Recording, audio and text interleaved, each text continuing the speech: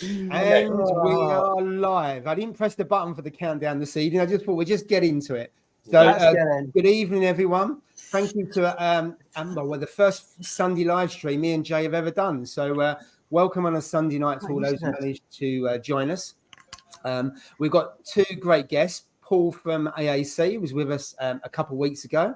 And we got March from Fragbox Coral. So say good morning or good afternoon or good evening, depending on where you are in the world. Thanks, March. Cheerio.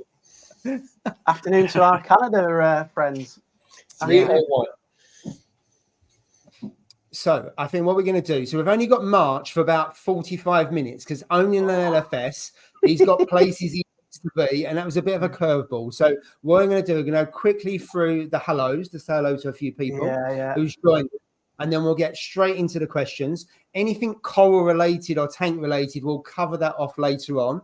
But anything specifically for March, any curveballs are welcome to March. Then please ask him some questions if that's okay. So I'm just going to go very quickly and say hello, and we've got 49 people that have joined us already. So thank you very much for joining us this Sunday. So weird on a Sunday, Paul. It's so strange having it Sunday, but we got work tomorrow.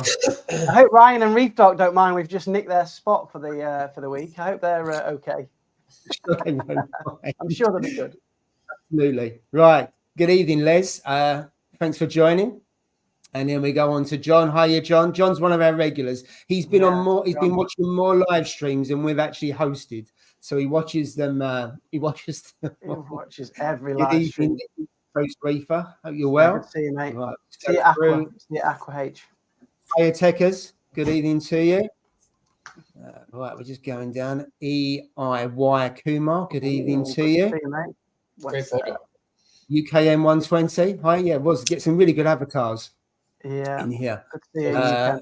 Collegiate swimmer. That's Rob. Who's got a fantastic tank. I think 13 foot and 3,000 litres, if I remember rightly. So an absolute stunning tank. He's got a great channel as well, and he's going into coral spawning as well. So that should be quite first for YouTube and for hobbyists. Yeah, looking forward to seeing how that goes. Absolutely. Reef 216. Good evening to you. Lee's Reef. Hiya. Good evening. And also the Norfolk Reefer. Good evening to you. Hi, Ange. I hope you come to keep an eye on both. Hey, Ange. Yes. Flangela. That's it. Order restored now. Ange is in there. Absolutely. All is good in the world. The yin and the yang is balanced. Hi, Haley. Thanks for joining us. Hi, Haley. Good evening. Good evening, Tom. Hi, Tom. Hope you're well. Enjoyed the live stream this morning. Yeah, it was a good one. I enjoyed that, mate. Good.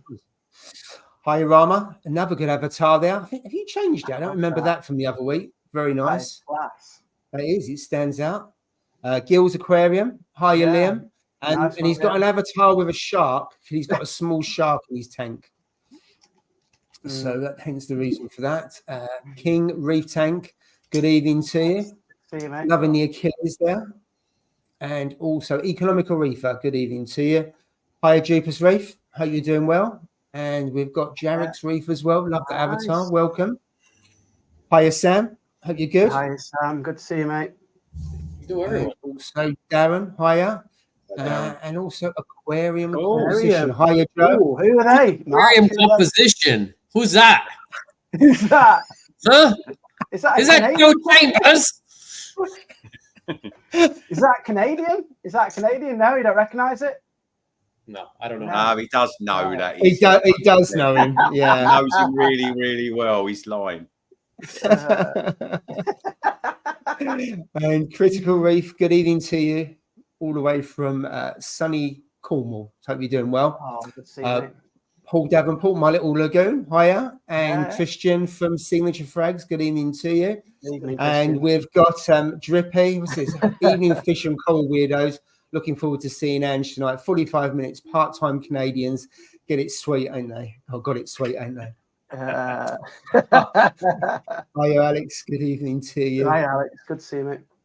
We'll come on to this a little bit later on around the experience at Tidal Gardens. Get some kind of behind the scenes. That'll be cracking. Salty Swagger, good evening to you. Hiya, John. good evening to you, and good evening to you, March. Yeah. Cheerio. He's off already. Going. Paul's a yeah, punch. Paul's Dear. Wife price reefer. I was looking forward to this. what Wow. a great name that is. Absolutely. The £50. Yeah. And Fragbox, good evening to you. Hiya, Tony. The Good evening, 40 Tony, mate. tonner. And then last but not least, we have Connor. in as well. Hiya, Connor. And we have Lee as well. And we have Bills. I'm going to draw a line under it there. So thank you, everyone who has joined. Much appreciated. So, March, we've got you kind of under the microscope, shall we say, for a few minutes. So I'll start off with a question. Tell us a bit about, I suppose, your background, what you got into the hobby, and why did you open an LFS? Because it feels like after speaking to Paul, God knows how many times, it sounds like a mad idea to start. It's a dumb idea. I don't know why I did it. Horrible idea. No, I love it. I'm just kidding. It's great. It has its challenges. Why did I open an LFS? Why?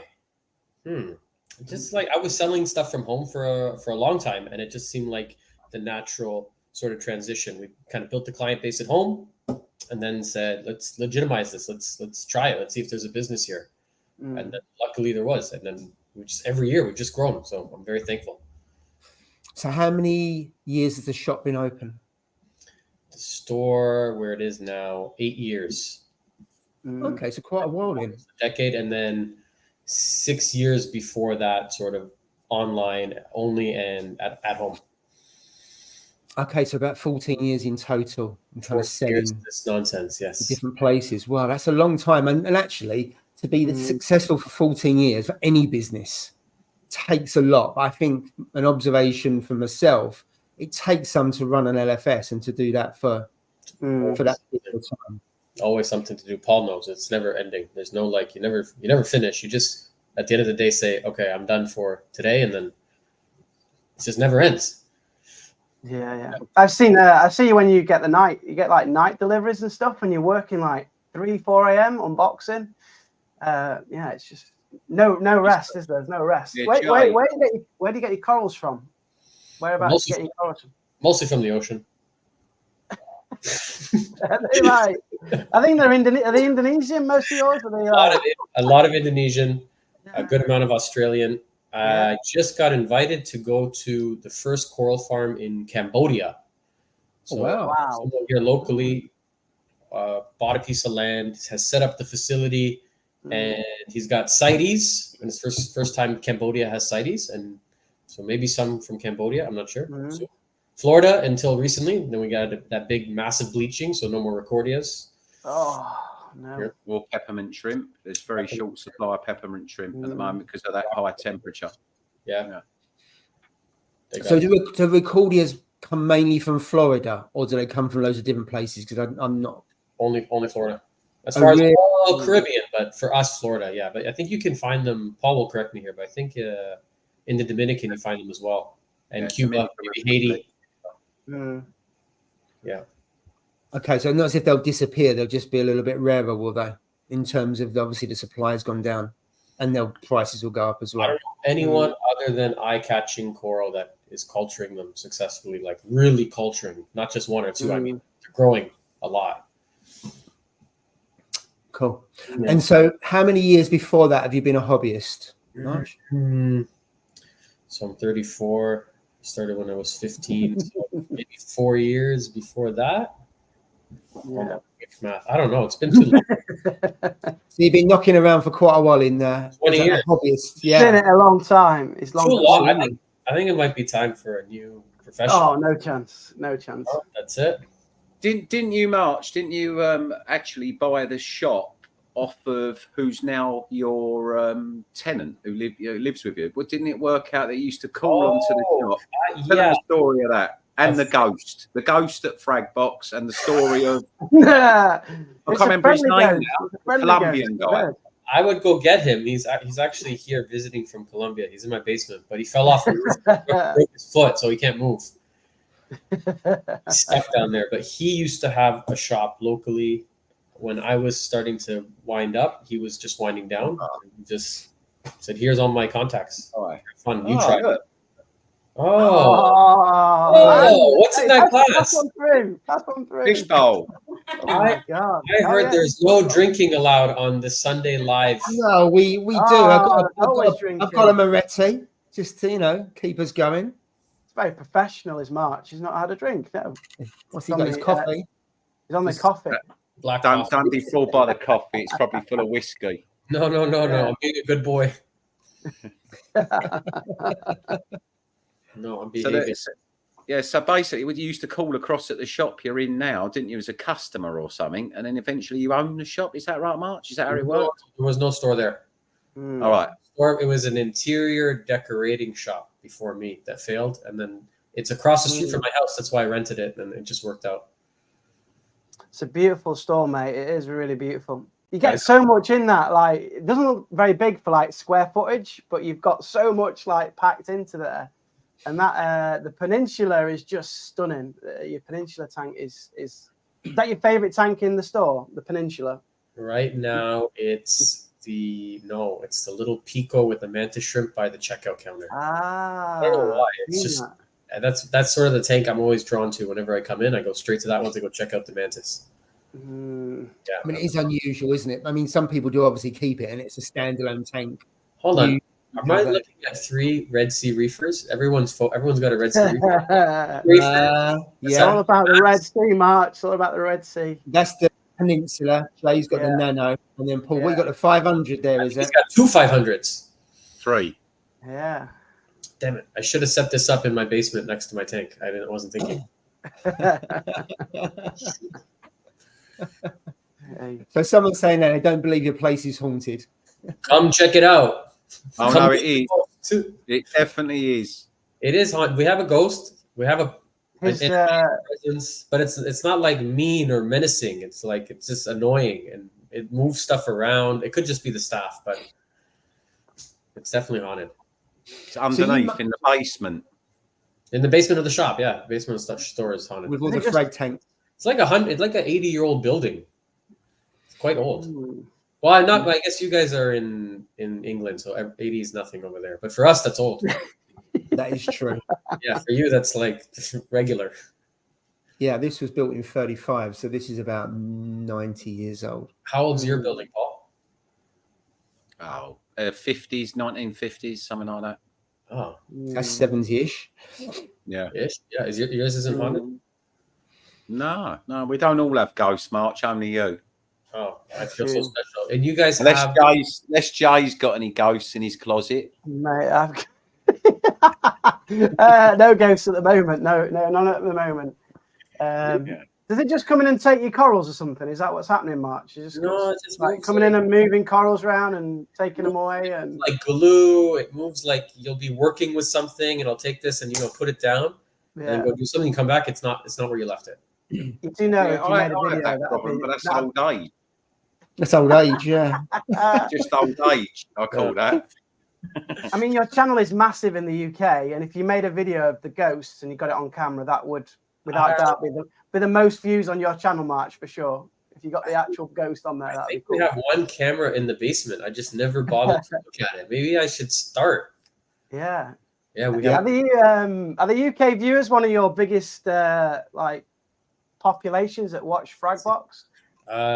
It goes USA and then UK. Yeah, I thought so. A lot of people watch. And then Canadians, yeah, but higher percentage UK viewers. I don't know why though. I still haven't figured that part out.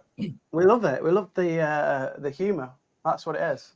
I think it's the humor. You do things off the bat as well, so it's not. It's not planned, but it's the exact opposite of planned. You just talk, don't you? There's not much editing goes on by the looks of it, and you vlog it and you fly it by the looks of it. But the lack of editing is not because I intended that for like that to be the style. It was just a lack of time. So when I started, I just started throwing them up. Like I can't devote 2 hours to editing. It's the swearing, that's what people love. It's just like authentic. You're just real on there. That's what's great about it. There's no swearing. There's no swearing on this channel, right? Yeah, you taught me how to look at. Go on, sorry. Yeah, you can if you want within reason. Yeah. Yeah. Don't tell him that. I say within reason. You can tell he's been on his best. He's as if he's at Tidal Gardens. He's sitting there with his hands. Just thinking, I'm not going to say anything. He has to be on his best behaviour. He really doesn't. Are there any children watching this? I don't know. They probably shouldn't be. I put on there not made for kids, so you know. Well, there we go. Maybe not. He's thinking about what he's thinking about stuff. I'll tell you, we had to hold it down at Fan's place on Tidal Gardens. So that there was a few words used, but they were very quickly edited out of the film. I noticed. I think you swore. You were going on the podcast for like pussy coral. Oh, I love pussy coral. Well, it's only because he didn't know what one was. He said, "I said it." Genuine coral, is it? Yeah. I still don't know what it is. Still, what is a pussy coral? What is it? It's a cold coral. Yeah, it's the other name for it. Yeah, but why is it called pussy coral? Have you ever picked one up? Oh, yeah. Got it. Yeah, no, I don't know why they call them pussy corals. That's actually a trade name that came to me probably about 25 years ago via TMC. That's what they call them. The cult coral. Cult corals are relatively. It's always been there. The name cult coral because we always look to the US for a lot of our names, but ultimately on our invoice from TMC, if you buy a cult coral, can't remember the Latin name offhand. Someone will remember it, I'm sure, out there, but it comes up as pussy coral. But then the weird thing is, if you ever pick one up, as you know, they're quite mucusy. There's a word, mucus. Speaking about pussy coral, what's going on with this event that you're hosting? Paul. You're coming, aren't you? 26th of October. To be TBD. Oh, okay. Probably not. What's that mean? To be on your toes. Really? I thought you said you can't because you've got to go to Morocco. Is that right? Maybe it's good for people to tell them that March might show up. Maybe people will come. knowing you, you probably bleed and will do, and won't tell us, and then you will because I know what you're like. It'll just be a spur of the moment thing, won't it? That's how you are. You're a very spur of the moment man. Ha! I'm here. Ha! But our trip that you planned for us, I've got to thank you, March, because that was just unreal. It was probably one of the highlights of my career. That was fantastic what you organised. Even down to I was telling everyone about the bikes. He took us on a tour around. There was lots of work. We had to do lots of work, but there was some fun. Right, and then we went to a vineyard in Niagara. March had booked a Airbnb. But I didn't realise that we were going to be going cycling through these vineyards. So you go from one vineyard for a taste, and then you go on to a next vineyard. And basically, we did about 6 that day on bikes. But what I didn't know is that March decided that Angela and myself are far too old for standard bikes. Even though it's like Norfolk, it's completely flat, Niagara. There's no mountains this part of Canada. Right, so it's as flat as a pancake. And March decided to get me and Angela assisted bikes because he thought we were a bit old for cycling. Why? I think I'd need the e-bike after 6 vineyards, to be fair. Yeah, probably. Probably helps. I wouldn't be able to keep it in a straight line. No chance. No. You don't get enough wine to get pissed, Joe. That's the thing. I was moaning. I was the idiot abroad. I was moaning every vineyard I went in and go like, "Can we have a glass of wine now?" Because all we're doing is getting these little tiny snifters. Go, oh, they're lovely. Yeah, where you gone? Where's he gone? He's him. He's got to do some maintenance on his reef. Went to the vineyard. That's the vineyard. Yeah, that's it. Yeah, is that actually from your trip? That one? No. What's it? We're not watching him pour the glass. Yeah. Right, I'm going to do a couple of comments while he's doing that. So, can you get the ghost to do water changes, Mark? That would be good. I can't get the ghost. I can't even get the staff to do water changes. I'm not. Right, there we go. AAC haunts my bank balance. Oh, Nice one. That is very true. There we go. Ghostmate SPS calls RTN. There we go. Live stream the basement. You could do that, couldn't you? Yeah, but yeah. you guys would be like watching us too because we're down there all the time. It's a little weird. There we go. Paul AAC has a ghost. It's stolen all his livestock in the tanks behind him. It's seahorses, but they're so small and babies you can't see them. Barely. Yeah, you can't. What's that? Mental aged children. I feel like Paul is sitting there dreading what could come out of his That's mind. pretty true. He's full of surprises. I'm going to skip over some of the pussy coral comments, if I may. Let's see. We're going to go down.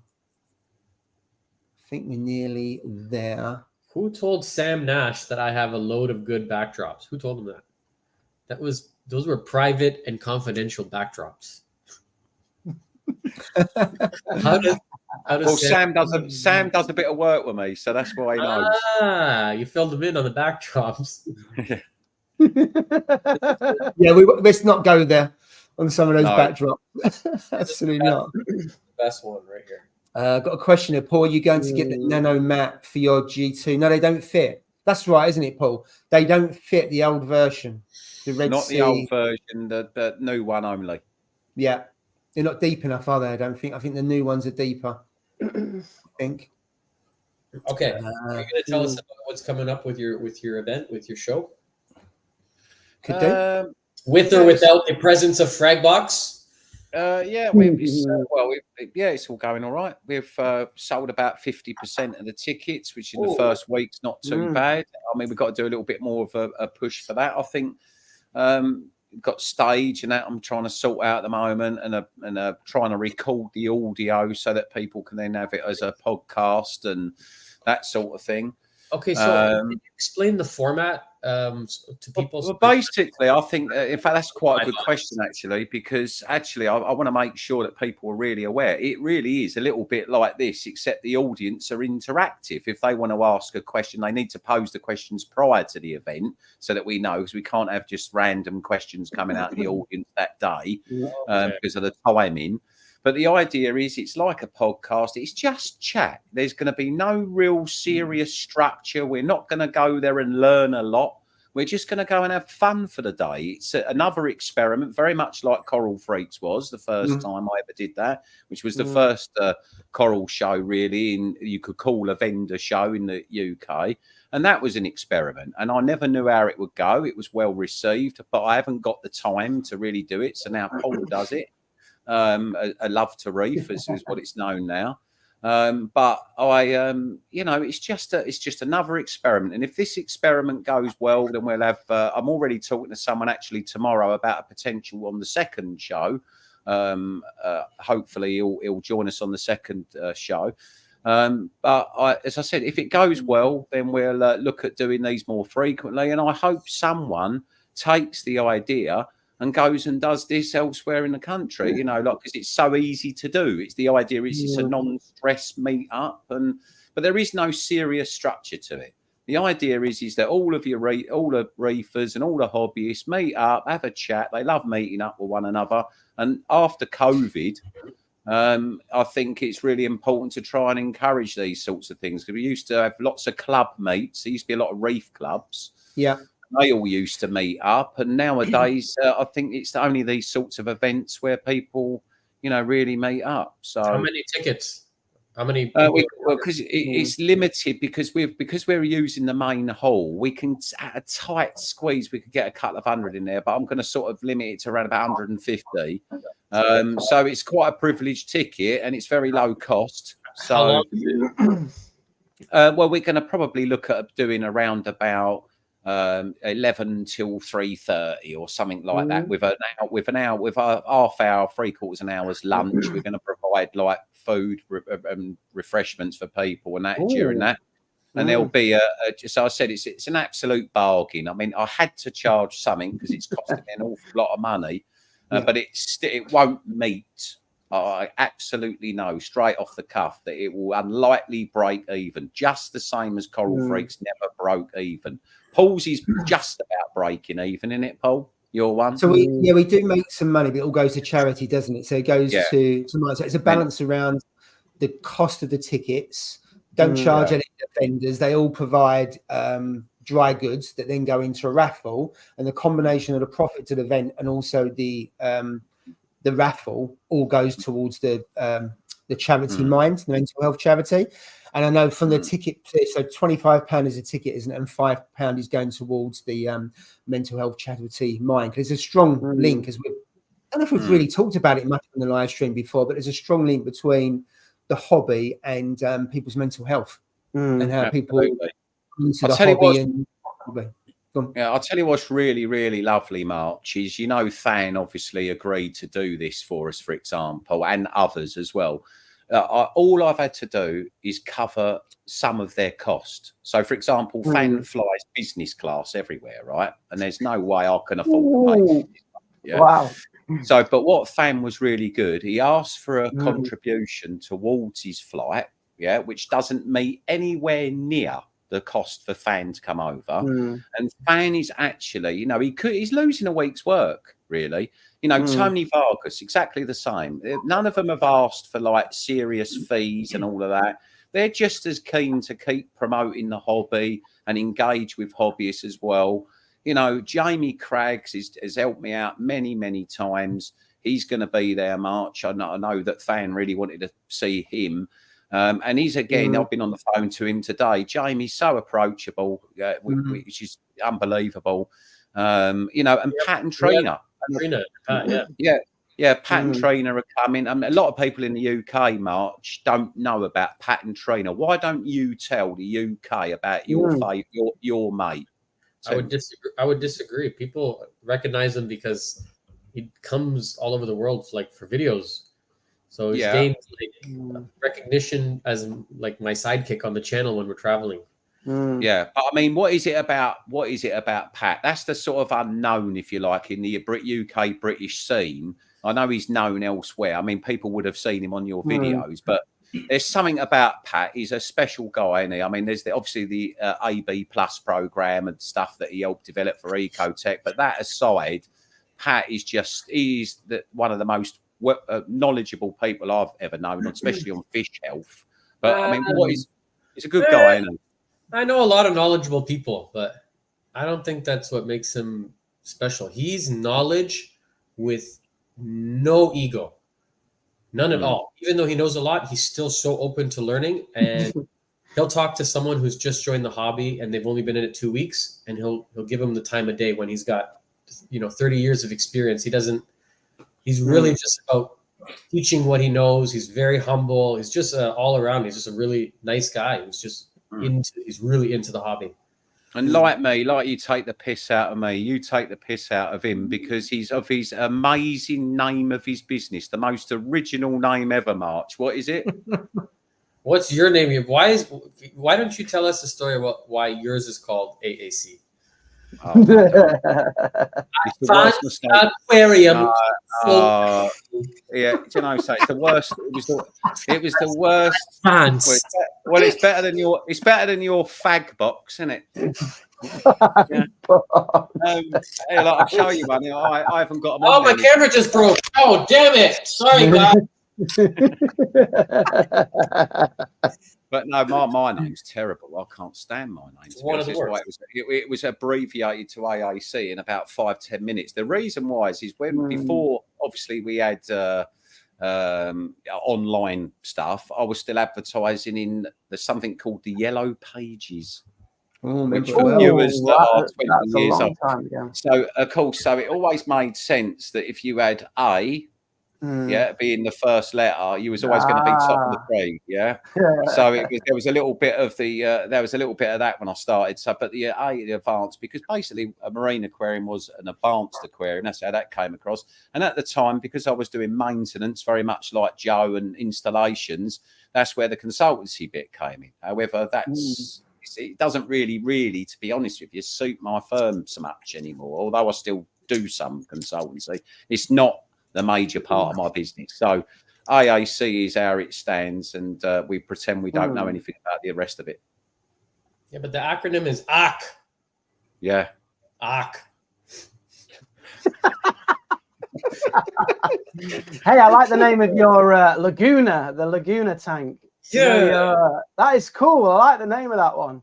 Laguna, the big one that you got at home. I don't like when companies give model names like numbers, like 170, 265.1. That to me is not a model.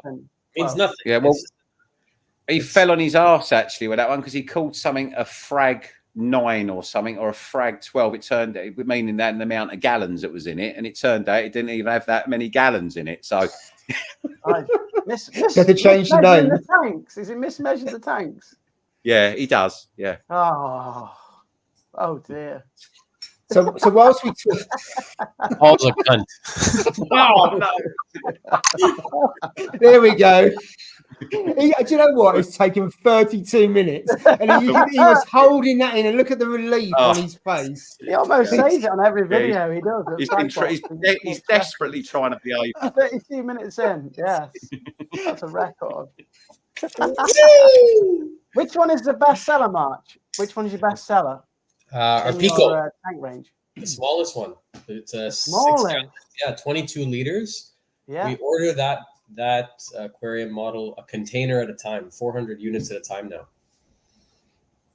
Made in China or Canada? Made in China. Made in China. Yeah. So designed in Canada. Nice. So tell us about reef casting and why you started it, because it comes a bit of a, well, not a curveball when you say, there's a YouTuber and also an LFS making a tank, and then not just that, but all inclusive around. You buy the tank and you get everything, and all you need to do really is add water. So one of the reasons was being bored with the other options on the market. Yeah. We sold a ton of Evos. You guys have the Fluval Evo 13. Yeah, we do. Yeah, very popular here. We sold nearly 1,000 of them during COVID, and I was just tired with the way it looked. So that, plus people were always coming in wanting to get in the hobby, and I didn't see any easy turnkey solution. Like, you know, they come in and then you say, okay, go home and research or read this book, or you need all this stuff. Nothing that's like, here, everything you need, give me your credit card and I'm going to get you. You know, you want to join? Here's your turnkey solution. So we kind of put that together. I think we were the first real, even though it's small, all-in-one, complete saltwater tank with everything: the sand, the rock, the light, the salt, the hydrometer, everything you need comes in the box. Yeah. And then it was also a little bit of I don't want to say boredom.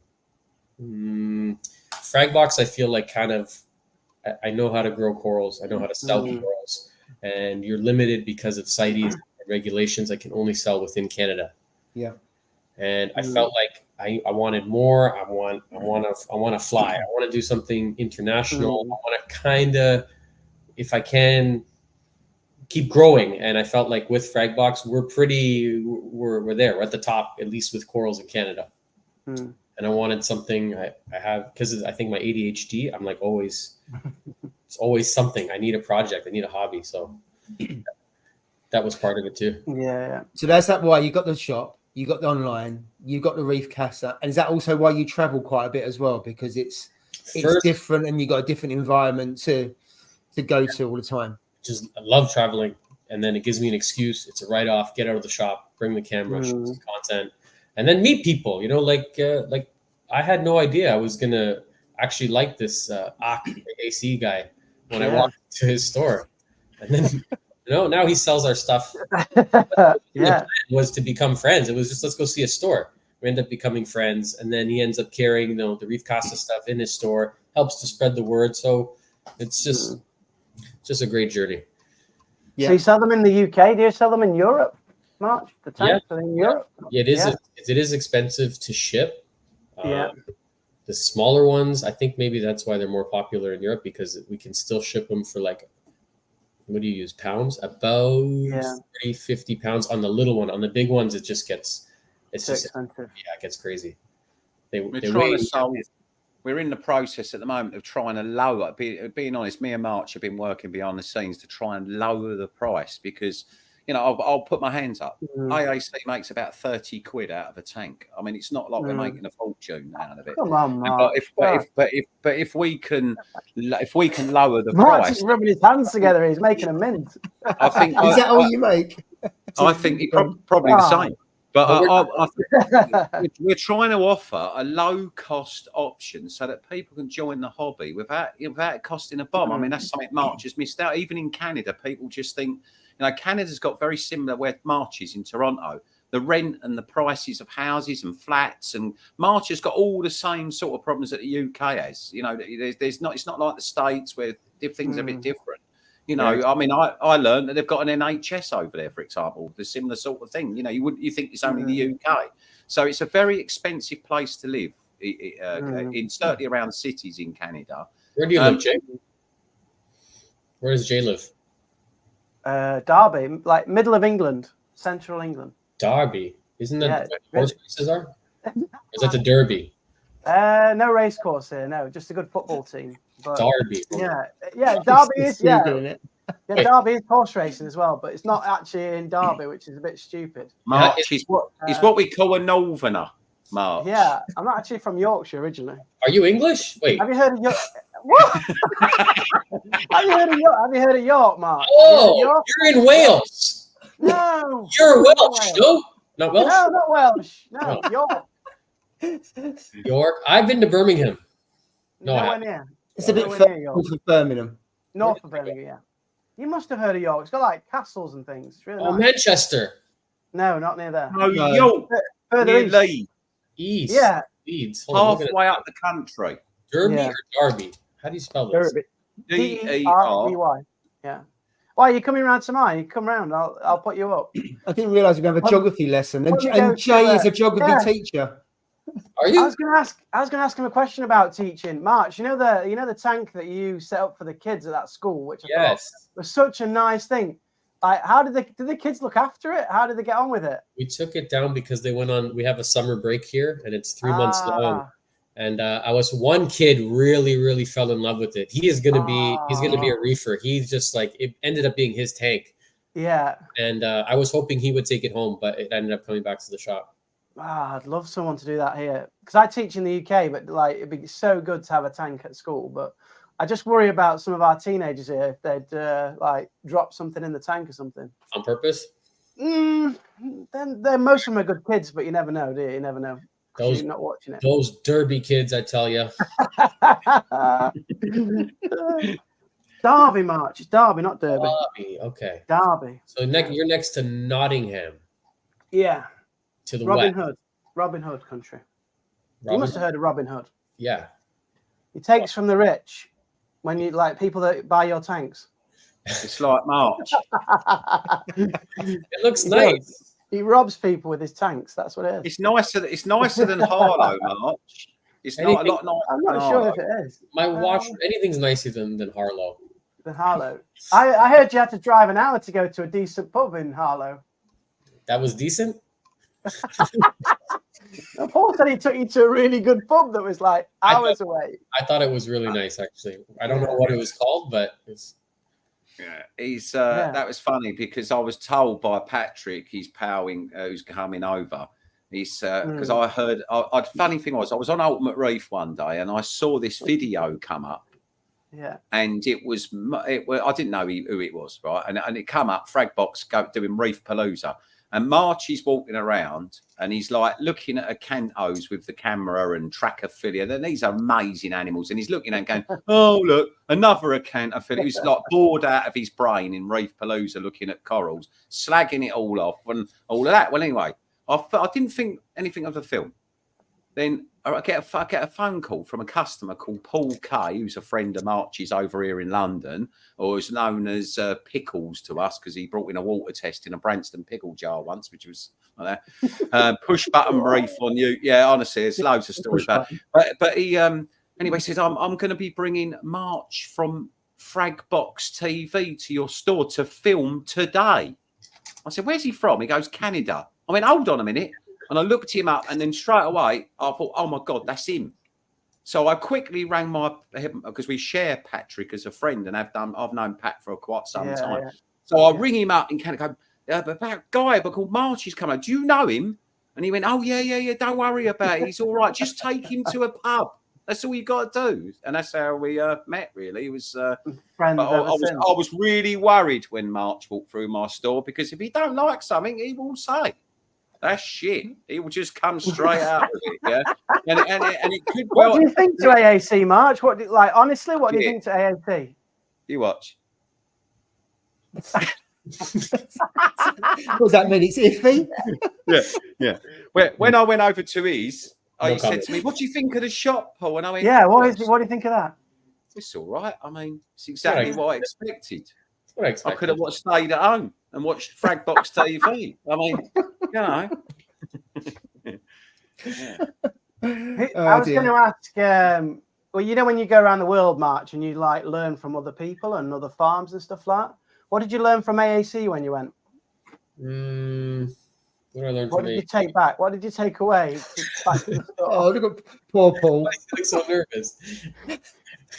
You must have got some tips from... Absolutely nothing. What did I learn from AAC? Not even the Jaffa cakes, March. Surely, come on. No. AAC. What did I learn from AAC? Actually, Paul is quite like Patrick. He's very humble with his customers too. Like I saw him talking to a new guy that just walked in.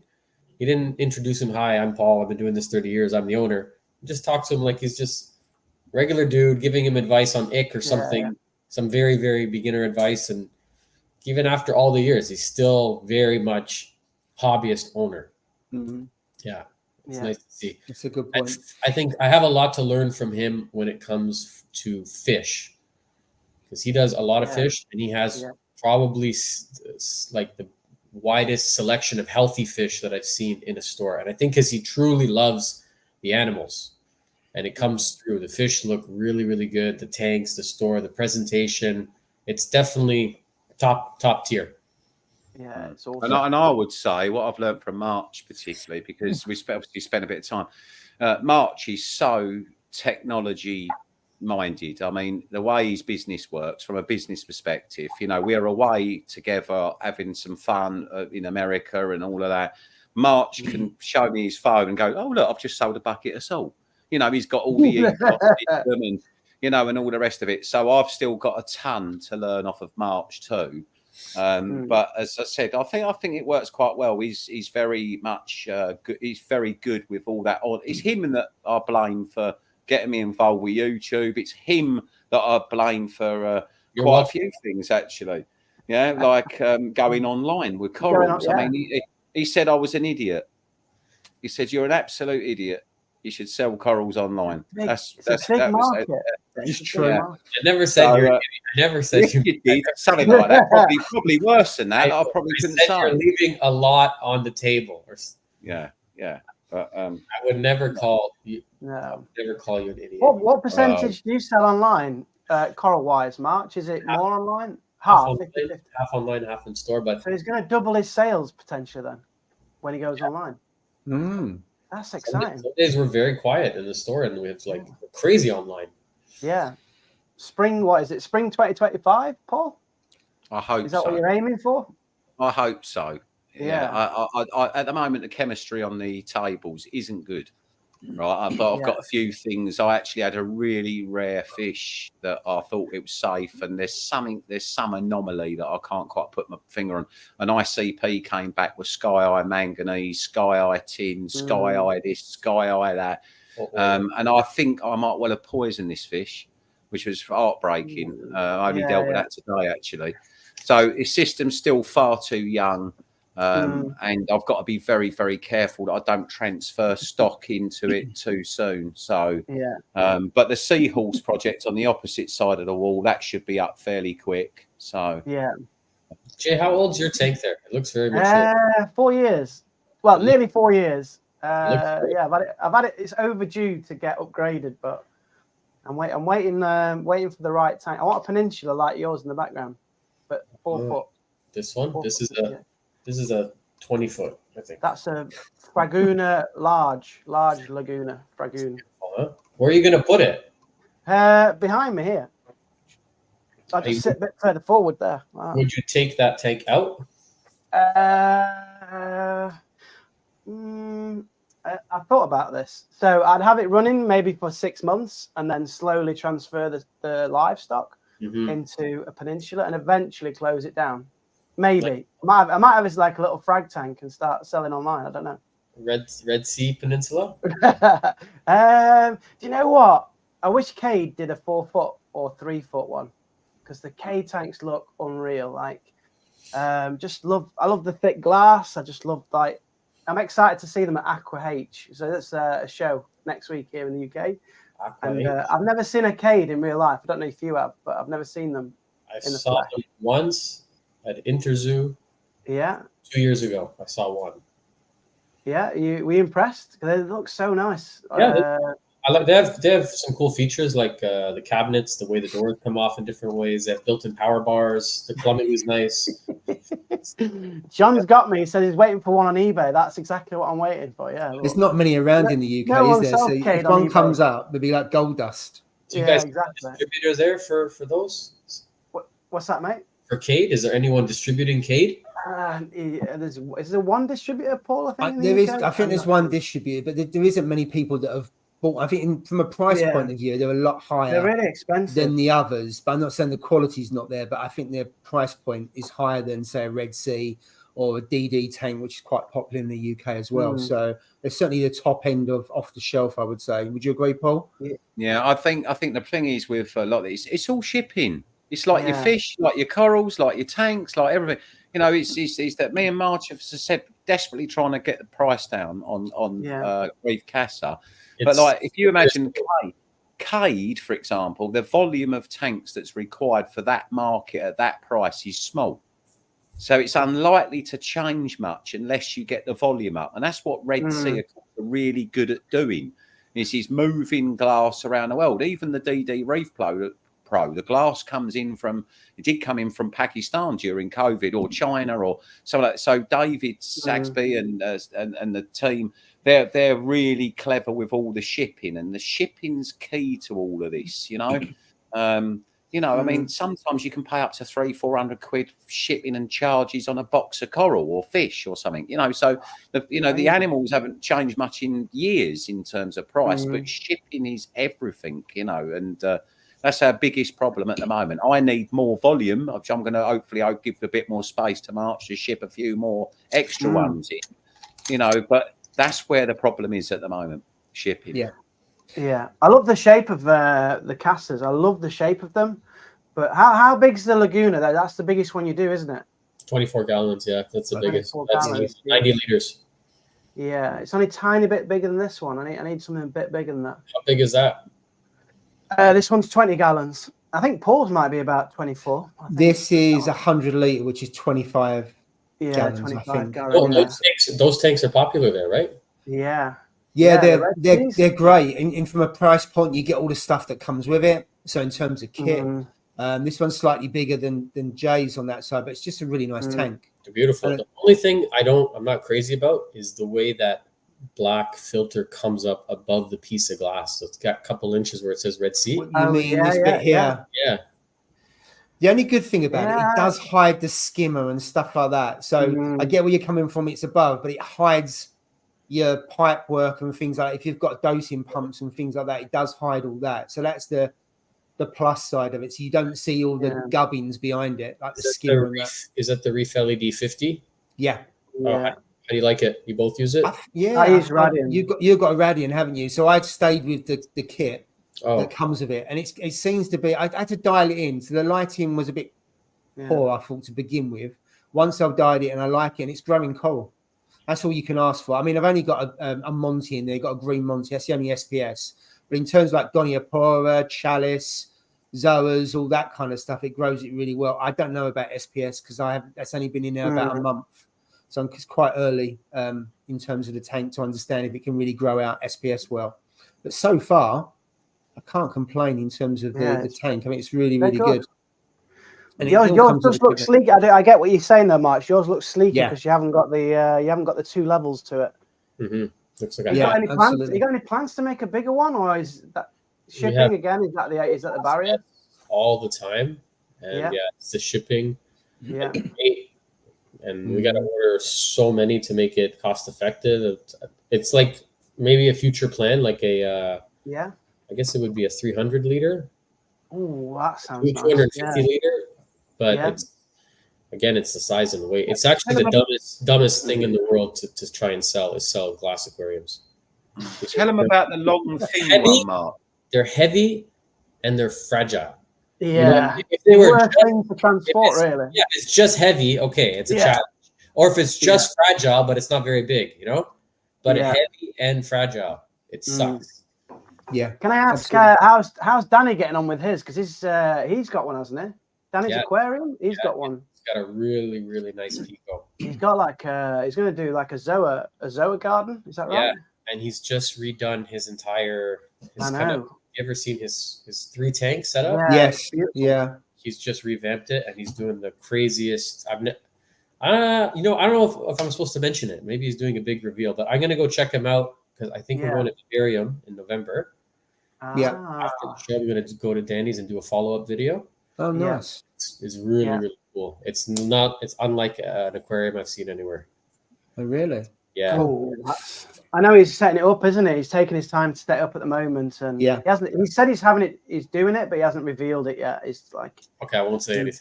Good thing I didn't say. Yeah, absolutely. Yeah. Just got a question here for you from John. It says lots of people getting out of the hobby here or downsizing.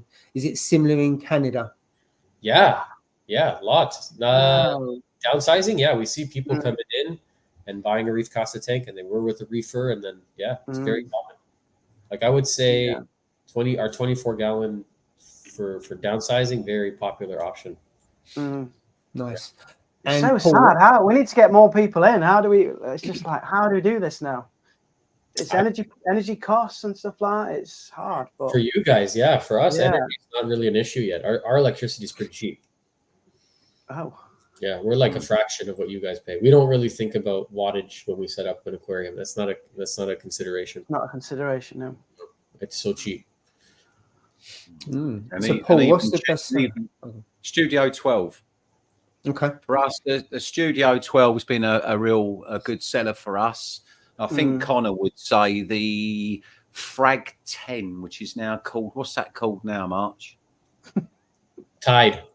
Basically, we're restructuring. When March first started doing this, he had so many different SKUs. It was unbelievable. We had about 20 different variations. I can't keep up. We keep getting requests for whatever March puts on a video. The next minute, someone's sending an AAC message. Have you got any of these in stock? Well, we can't keep up with it because it takes weeks. I mean, it probably takes 3 to 4 weeks minimum. By sea, I think it's about 4 weeks to 6 weeks sea freight to us. And we've tried air freight in the odd one here and there, which works out all right, but of course the shipping's loads higher. But we can't keep up. So one of the things that I think March is in the process of doing is sort of streamlining it down to so many models so that we've always got that stock. Yeah, there you go. That's that, Connor.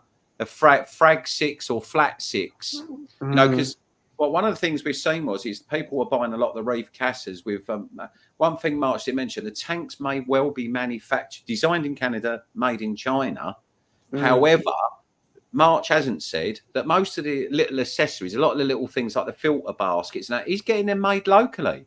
So actually, he's working with a local guy to make a lot of the little accessories, which is lovely. A bit like Johnny from Aquaprint. We've got Johnny. And he makes lots of stuff, and he would make you stuff if you asked him. He's incredible. March has got a similar guy he's dealing with. His name's Johnny from Aquaprint. He does sort of 3D, so good. So good. Yeah, some really good stuff. And he's make things for Ecotech in the UK, hasn't he? He's done the covers for NEM covers, and also to help the angle the flow as well. So on a Vortex, the flow pretty much goes straight, isn't it? But he made the covers, so it goes up. So it's Aquaprint UK. You'd love him. You'd love him. He's a really good guy. He's probably going to make your mushroom baskets now in the UK. The ones that were on the video. Yeah. Okay. Paul fell in love with them, didn't he? And I reckon Johnny's the person to make those here in the UK. He would certainly make them, wouldn't he? He's Yeah, made he some would. really interesting stuff that's been quite unique in the UK market. Other people haven't made it before. Yeah. Yeah, he's really good. A lot. Really good A lot of stuff. He's got a lot of products, yeah. Yeah. Got a lot of products. I've got a question for you here, March. Do you find your ADHD helps you in the hobby or is a hindrance? It helps me massively, but I also end up coming home with random shit like a shark. And that is the truth. That's true. I didn't know he had ADHD. I didn't know he had ADHD as well. Oh yeah, it's very powerful. Yeah, but I'd look at it as like a blessing because I hyperfixate on things too. Yeah, no, it definitely helps. ADHD people tend to be so creative and like full of ideas. That's a great word. Yeah, creative. That's what I'm going to go with. Yeah. Creative. They do. Really, really creative and basically keep myself on my own toes all the time.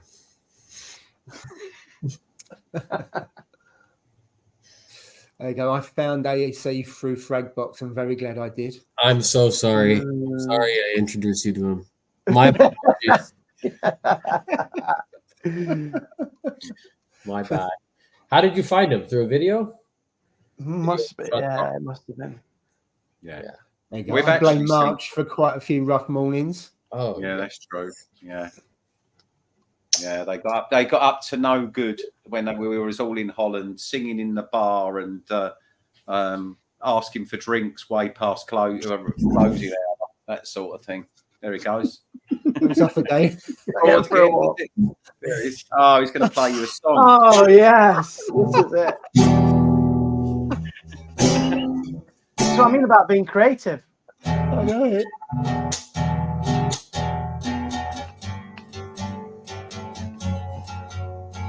I think Paul is a major cunt. I don't know why it's called AAC.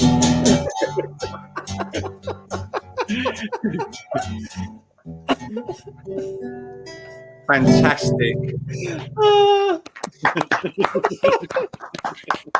Oh dear. I don't think anyone's ever played a musical instrument on the live stream before, have they, Paul? No, that is a first. It could be a new feature. I know. Every week you have a reefer that can play an instrument. How was it to be serenaded, Paul? Did you enjoy that? That was fantastic. That's exactly what I expected. He's up. Where is he going now? Oh no. How many things have he got next to his he's got Peruvian nose flute.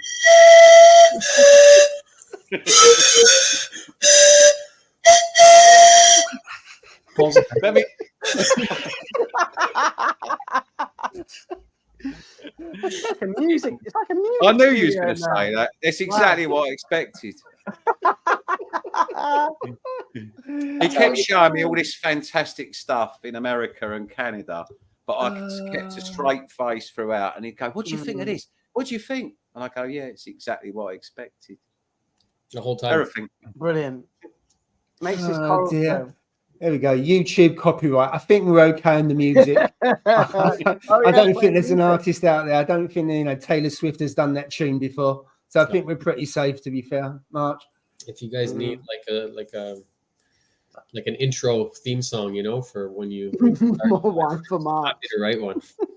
Go get another bottle open, March. Get another bottle open. Streaming platforms. More wine. I think Paul is a major. I can read it. Panpipe. I remember that. That stuff. Panpipe. Right, I tell you what, rock and roll reefing. I think that just about sums it up. Great lyrics. #1 on the iTunes. Great lyrics. March, you're a loony. I think I could remember the words for that song. I'm not very good with words. But I'm sure everyone's going to remember the words to that song. There wasn't many words to it, so I think I'm going to be good with that. Someone's going to put that as a ringtone and come into the shop. Yeah. That would be great. This one here, one of the other guys who live streamed with us, he got his ironing board out on one of the live streams on a Friday night and he was dancing with it. God. You had to be there. You had a few beers, as you can imagine. But that was a long time ago. Where's Lizard Lady, March? Lizard Lady is cat sitting 2 stupid felines. Really? She right? She's good. Yeah, she's just her friends are out of town and she's watching some dumb cats. That's her. Okay. Does she like reefing as well, March? Because she comes around with it, doesn't she? She's getting into it. Yeah, it's like the tank we have here at home. She's named all the fish. She'll come to the shop and pick out corals. Yeah, just slowly. Tell them what the name of the fish were and what happened to the fish and what I predicted would happen to the fish. They were named Paul and Angela, and he said Paul will die first, and he did. Well, I wasn't expecting that one. Yeah. He had a pair of clownfish and he named them Paul and Ange. I went, oh. And he went, Paul is going to die way before Angela. I know it. And then 2 days later, Paul died.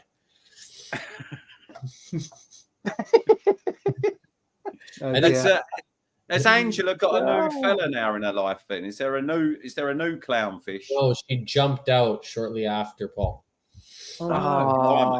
Everything's You need a reef casa. You need a reef casa jump guard.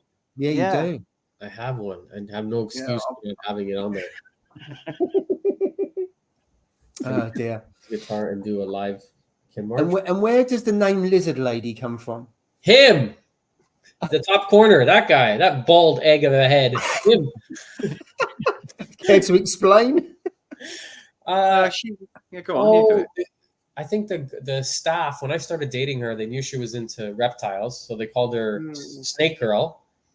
And then one day he just said Lizard Lady, and like, oh, that's better than Snake Girl. It just kind of stuck, and we just kept calling her Lizard Lady. But everyone calls her Lizard Lady now. Don't know where you travel internationally. They all know her as Lizard Lady. Is that right? She goes to Starbucks and she orders a drink and she says, "They just put Lizard Lady." They know her as Lizard Lady everywhere. LL. That's brilliant. Yeah, that's a good one. Yeah. If you manage to get to Coral Freaks, bring your guitar. We can have you on stage with a session. I'd love to perform. Would you? Is that something you've always wanted to do? I have. You could do the intro too. I'm like Michael Jackson meets like Sam Smith. I can sing any song.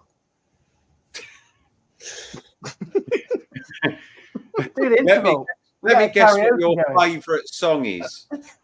Would it be Paul's? By the way. Paul's, by the way. Oh man. Dear. So what's the future for Fragbox, and have you got anything planned that you can talk about? Top secret. Like what's new? Yeah. Well, I just put in a sink. That's not so exciting. But after the sink, our Red Sea Reefer is going to come out, our 250, because it's coming up on 8 years. And I feel like that's a pretty good run for a Red Sea Reefer that's still holding water. So I'm going to take that tank out, and we're going to take out our fish system, and we're going to put in a much newer, larger one with a lot. We're going to do a macro algae grow out wall, like display grow out wall. Nice. I see a lot of people getting into macro algae, and I think that's I'm into them too. So anytime I get interested in stuff, it's going to come through in the store. But we sell it. He's got a lovely tank in the shop that reminds me of one of the first ever marine systems I ever saw. And it's just lovely because it's under white light and it's just got like little bits of like the dragon's breath, red algae, and then a little bit of other code in them, I think it is. And it's really beautiful, actually. It's more of a display tank, even though, hello, Diggs. Hey. It's more of a display tank than anything else. So he's the star of the video. He's the star of the channel. He got sprayed by a skunk yesterday. Yeah, see. Yeah, is he still smell from it yesterday? You've had to hydrogen peroxide him, haven't you? Yeah, my whole house stinks. Bloody hell. Is it really? Yeah, it's awful. Stupid skunk. You don't have skunks over there, do you? Yeah, no, we don't have skunks. Don't you remember how amazed I was when I saw one? Look what Darren said. Can you send some macros here? There are none in the UK. Is that true? It's pretty true because we've got some sort of legal issues with them again. Typical UK red tape. We can't have macroalgae at the moment without a special licensing and plant passports. Really? And what's in the UK, we can trade with what's already here. But I think that it's another thing where they're worried about calliope species. That's happened with California. I mean, I don't know if the viewers, Paul, know about this, but in California. Right. Well, basically, I think it's Calliope prolifera has got into the Sea of Cortez, and it's absolutely prolific. And it's now become a $10,000 fine, I believe, if you've got Calliope prolifera or some of the Calliope species. If you can't trade with it, you can't take it from state to state. You've got to destroy it. It's very much like the stupid clam thing that they came out with recently, even though most clams, of course, are cultured clams. There's a law that they're trying to pass, which would mean that we wouldn't have, you wouldn't be able to either possess a clam or sell it on, or you've got to destroy it, basically. That's dumb. I know it's stupid. We're getting, because you Brexited. That's why. You shouldn't have. No, it's got nothing to do with that. It's just to do with all the. We should be able to make our own bloody laws up. Is the truth of it now. But nothing's even on the CITES side of things. We're still following the EU decision making. Whereas really, we should be able. Are we boring you, March? I saw you yawning there. I'm very bored. This is really long for you, isn't it? I just have a question. March, who wired up all the electrics in your shop, by the way? Who's your electrician? Why are you asking this question? Because there's about 4 videos I've seen where someone's getting shocked in your It's shop. always a fucking heater. Every heater we put goes bad. Everything you touch, you're getting a shock in there. It's the ghost. It's the ghost. This time was a Finex. It's like death row in that shop. It's like death row. There's electricity everywhere. Yeah, it's trying to kill us. I don't know. Kill us. So it was a heater that did your peninsula, wasn't it, as well? Yeah, and this time it was a 600-watt titanium Finex, and same thing. We were getting crazy voltage, but after looking at the heater, I couldn't see any wire that was exposed. But when the heater came on, and if your hands were there, you'd feel it. Oh, I like that. Straight voltage. His band name. Straight voltage is his Very band name. That's a good coral name. Rob, that's a good shout. That is. Yes, that's good for a coral name, isn't it? You could charge 3 times as much for that. Voltage. That'd be good. You wait and see. There'll be the Fragbox stray voltage next week. I like it. Named by Rob. Definitely. I wasn't tired. I've been up Shock therapy for the staff. Yeah. They don't do what they need to do. If you're away and you're not working hard enough, you can give out some voltage. It's against the Geneva Convention and human rights. What's going on in that shop? We don't have that in Canada. we don't know what that is. Yeah, well done, Rob, on that one. He wants a cut on that because he's given the name to that coral. He can have it. I was going to ask Paul as well. Are you gonna have iPads in your shop, Paul? Because they look pretty cool in Marches. I quite like the idea of we have all new screens coming. Ooh. We have a screen in front of every tank that displays the prices at all times on a dedicated screen per tank. See, that's cool. I like that idea. Is that when we went to Holland and we went to the Coral Fish Store Netherlands? They had that massive screen. Do you remember where you could just go up to press powder blue, small, medium, or large? Yeah, and then it would give you a price. I'd love it. It was like that. It was just like a McDonald's thing, Jay. It was fantastic. But the trouble is that I know my subject, but I'm not very good with technology. This is where Mark smashes me into the ground. He's really good with all of this. And I've thought about having iPads, but March will tell you, in terms of customer presence, he's really busy online and he has a few customers and it can be busy, but and they've sort of slowly got used to the way March does things. If I put a screen in my shop for you to find the price of a coral, it will drive us nuts because everyone going, where's this? You'd have to have someone manning the screen in order to be able to do it. I might as well just put a price down in it. But you said, March, it took a long time for people to get used to that idea. Is that right?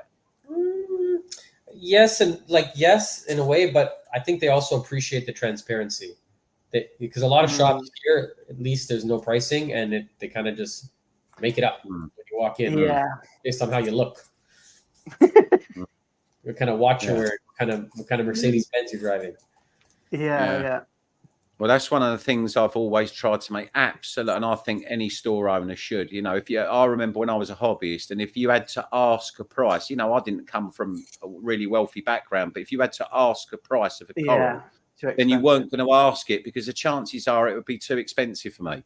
Yeah, or I was even in freshwater tropical days. You know, you didn't want to ask. It's almost embarrassing. If you have to ask, it's terrible. But the funny thing is, we try our best to make sure every coral is priced individually. We try, and of course, every now and then that's my pet hate in the store. If you want to know what Paul moans at the staff at, I'm afraid to say it's that, because you know, a fish or a coral. But there's no doubt about it. AAC's got to try it and move forward with technology. I would love to. I'd love to have an EPOS system. And I learned a little bit with March while we were away, looking at the way he does things and stuff. And it's sensible because, you know, for Anne, she's doing the VAT and she's doing it, and it's all manual. We're still very much, we're 20 years behind, me and Ange, really, to be honest with you. You know, so... You know, hopefully we can bring some young blood to that and take it on. But the EPOS system, the way that March works with it is excellent. Yeah. It's one of the best things about what I found about Fragbox for me, anyway, from a business perspective. You know, and he's loved. The other thing is that March, another thing he does better than me is zoanthids.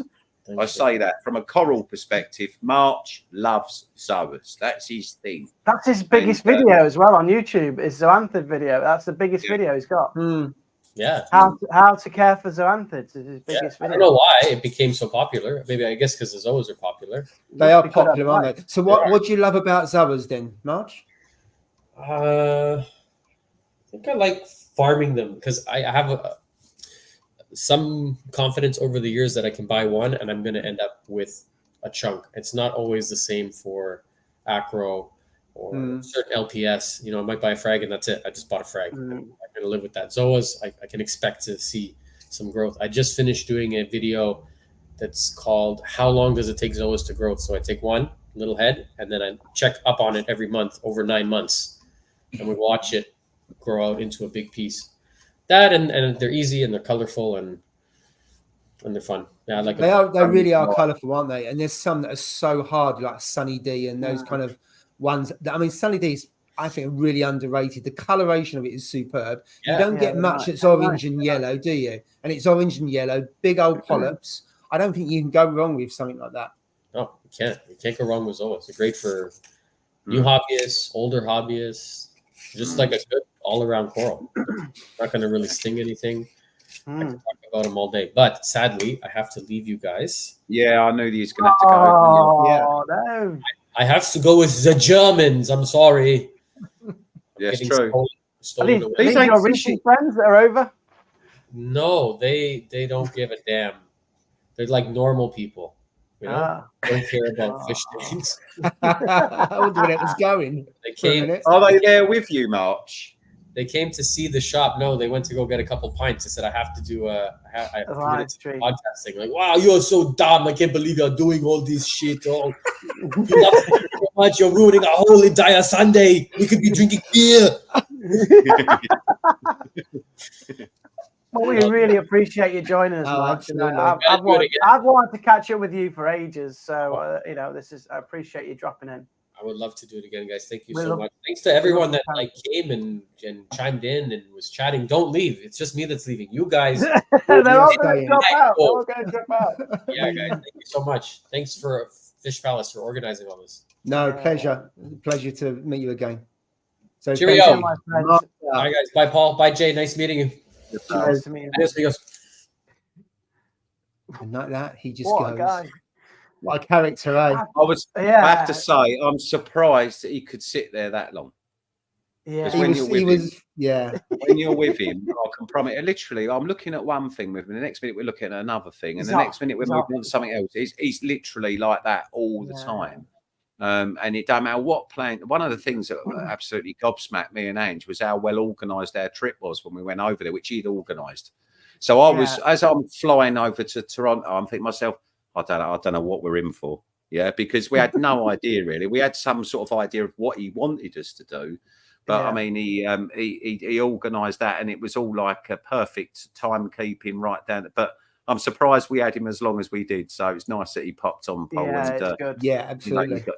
And I'm sure he'll do it again, but just don't expect him to do more than like 10, 20 minutes or something. That's what is. That would be. That's March's attention span, really. Is absolutely. You can see him shifting around, looking around. What can I do next? Yeah, so absolutely. Keep it flowing. Yeah. It's amazing how much like shit he's got next to his camera as well. It can just pick up quickly. Like he's putting his guitar and his band just on hand there. Yeah. He's a really, really interesting guy. And like I say, when I was really worried about when I first met him, because as I say, his point and shoot method, which is actual fact, one of the reasons why I did want him to. Who knows? The fact is, who knows whether he'll turn up at the event or not?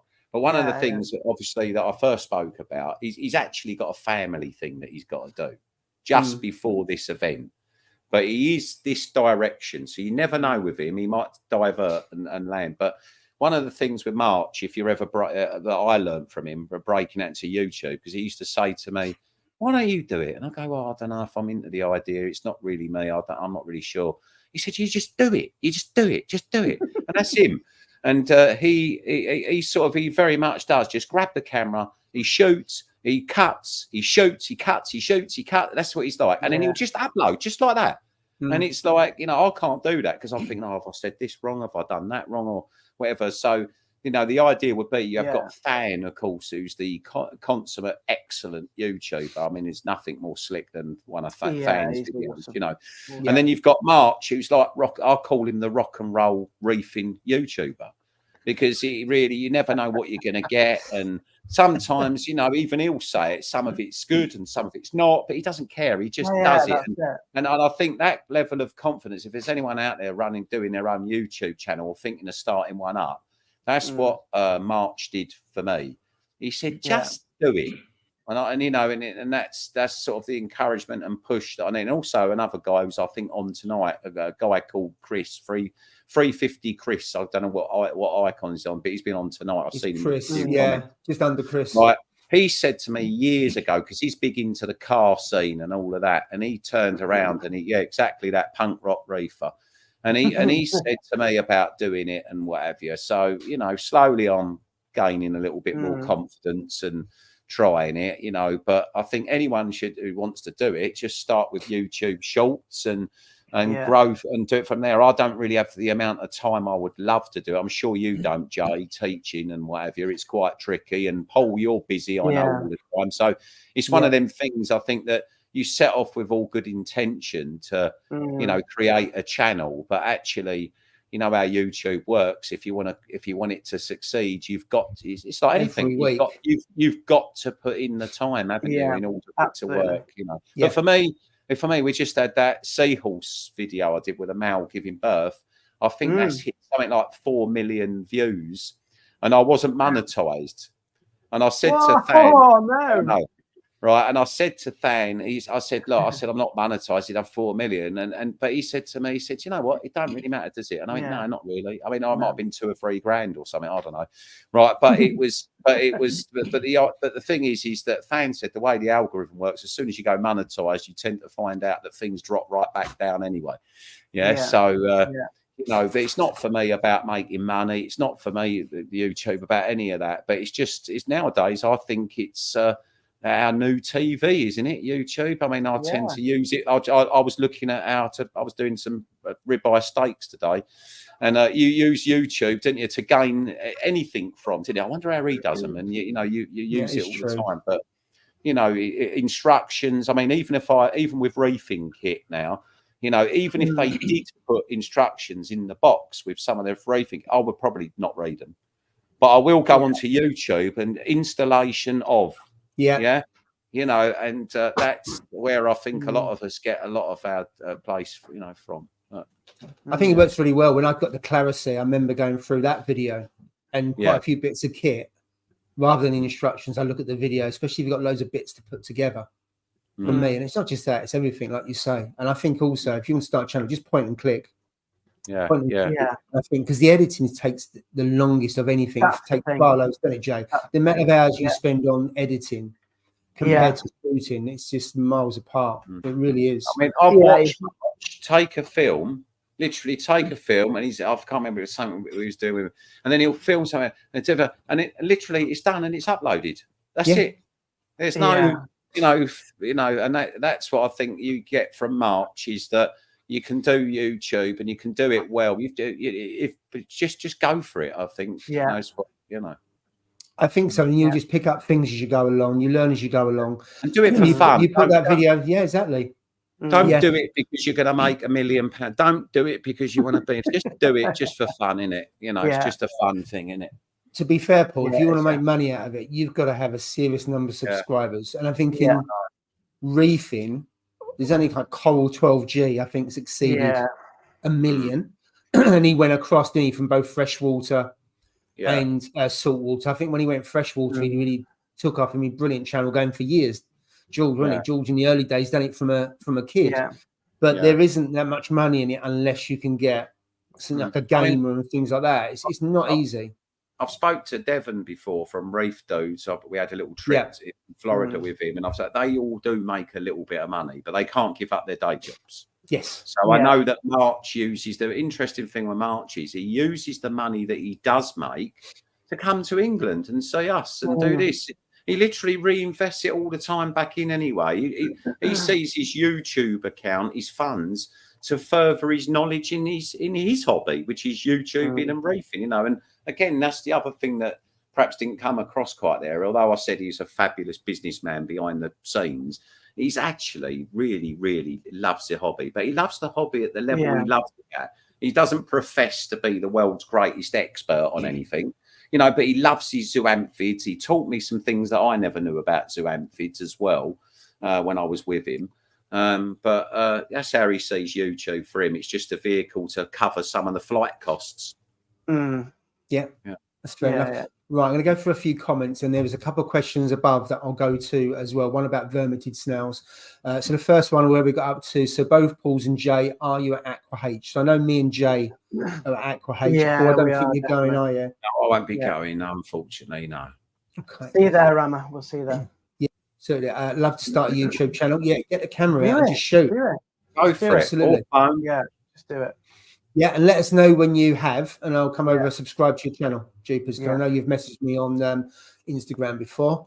Darren's off, early flight in the morning. Thank you.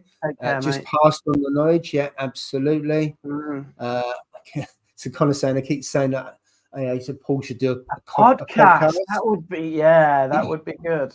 That would be good. I think it would, Paul, with your knowledge and everything else, and the people that you know, and the connection, and some of the things we talk about. I think people would absolutely love it around specialist subjects, or even just kind of high level beginners, the kind of things you talk about in the shop. I think would go down really well. John's asking, Paul, can you tell us how the new facility's coming on? Oh, good question. Not too bad. As I say, Seahorse project on one side of the room is more or less complete. Joe Chambers is helping us out with that at the moment. Joe's in this week. We're going to be Neptune. Basically, it's all going to, on the coral side of it, it's all going to be run individual Neptune systems, one brain, but 3 systems. Very much how it's been set up in here, where we've got level sensors. So I can, when I'm traveling, this place can run itself without me, pretty much. You know, so Joe's in this week, I think, to help us out with the Neptune side of things. It's looking pretty. There's some new things we've done. We've finally got a staff table and somewhere to sit and maybe do a film or a podcast. We've also got a new saw area for the frag saw. We're moving it right underneath a daylight skylight, so a dipping area and saw area. So I've got natural light as well to work under. one of the problems is when you're in, you know, I block out all skylights so I can regulate the photo period properly, and also stop as much algae as we can. So, but in the new business, I've tried to create an area that's got natural light in it. When you've worked in the trade as long as I have and under blue lighting, I swear over years and years that my eyesight has deteriorated. I actually spoke to an optician about this as well. Oh, really? But you know, when you're working in an environment like mine, and there may be other dealers, if they are watching, that would say the same. I feel that maybe strong blue lighting. You know, you walk out of an LFS, don't you, and it's all yellow. You know, when you've been into a shop before and it's really blue. Yeah, and then you walk outside, your eyes take some level of adjustment. And so in the new farm stroke seahorse bit, I've tried to put an element of natural light, but away from where the horses are, because there's a lighting thing with them. There's a certain amount of light cycle I need to give them in to induce them to spawn and that sort of thing. On the coral side, I always blank every possible chance of any level of daylight getting to it, just so that I can absolutely fine tune the photo period. Because, you know, many of the conversations I have in the store, particularly around spring, summer, oh, here we go. You know, like, you know, hobbyists come in and they're talking about their corals looking a bit pow or this. And of course, when we're extending in the Northern Hemisphere, our light, say from 4 or 5 o'clock in the morning, there's daylight. I always say, if you can see in your front room, your corals are not quite asleep. Corals need as much darkness as they do daylight. Yeah. In order to work properly. When I say darkness, I mean the correct darkness as well. So yes, you might have a little twinkle of moonlight. It ain't blue, by the way, right? But you might have a twinkle of light. So for me, I'm very strict. The whole store is always concentrated on the idea of doing that. So, you know, yeah, it's coming along really well. It's looking pretty. We just had a bit of a tidy up this week. The trouble is, when you're doing something I do, I mean, I'll give you an idea. At the moment, I've probably, just as one little element, I think I've spent about £2,000 on plastic alone for it, just to make it look tidy. Right. Yeah. So that's what I'm saying. It's a never ending. It's just like an aquarium at your level. You know, they always go, yeah, marine aquarium's a money pit. Wait till you start getting into LFSs. That's a serious money pit. And then wait until you start stocking them as well. And, you know, so, you know, what's this like? Truss? Is this like trussing, Paul? Is like cable trussing and things like that to cover up? Yeah, the cable? whether it from paneling to making the walls waterproof. You know, I've learned over the years when you've been in a trade as long as I have, you know what you can expect. So for me, the Unit 4, where we've got the existing little coral farm and a bit of fish QT around the back there, that is now starting to fall apart. That's 8 years old, 9 years old. Yeah. You can't help but spill seawater everywhere. You can't help if your name's Paul or Barry to have a flood at least once every other week. Yeah. So, you know, and the older I'm getting, the more likely it'll be me as well. So inevitably, and of course, when I first done this, you know, I was first building, I obviously tried to build it as cost effective as I could. So, for example, I use steel frames on the fish system. Yeah. And those steel frames eventually end up being rusty steel frames. And then eventually the 2 to 3 mil wall thickness will start to completely eat away. So it's only a matter of time when you're in a LFS before your shop falls apart. So nowadays, when I build things, I'm very, very heavy on costs at the start, because I know that it will last me 8-9 years and still look tidy. Also, things like, I never used to like the idea in old shops I worked at as a member of staff that the boxes, so for your radiant, would be soggy, where it wasn't ventilated properly. It wasn't this or it wasn't that. So, you know, I put an awful lot into ventilation. I think I've got 4 or 5 extraction from different areas in the new unit, you know, and I've got cold air, basically the temperature sensors to pick up what the air temperature is outside and on the inside, so I can regulate fans to get good airflow or stop the airflow if the humidity is too high. So, you know, this one's come together pretty quick. When I was building the shop as you know it now, that actually took me 18 months before it was complete. because I was still running the original shop and trying to build a new one. But back then I was doing it on a limited budget and I had to do most of it myself. And that's hard. When you have to build these, I'm sure you've got some idea of that, Jay, from being at Christian's place, the amount of effort that goes into these things. To the customer, it looks like a tidy floor with a few pretty fish tanks in it. Trust me, the amount of work that goes into these things is ridiculous. It's incredible. So nowadays, if there's a plasterboard, it's got to be waterproofed. Yeah. So even in here, the building I'm in here now, this is all waterproof. There's all damp courses that go all the way up to stop any mold and things like that. You get, these tropical environments, they inherently grow mold. So you must have a way of, unless you're dehumidifying. If you're dehumidifying all of the time, you've got masses of electricity to find.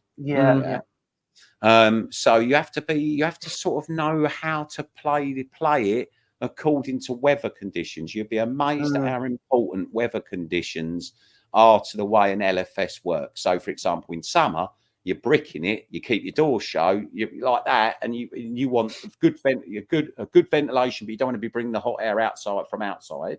You've got to be temperature cooling, and so it's coming along okay, right? But and coming along much quicker.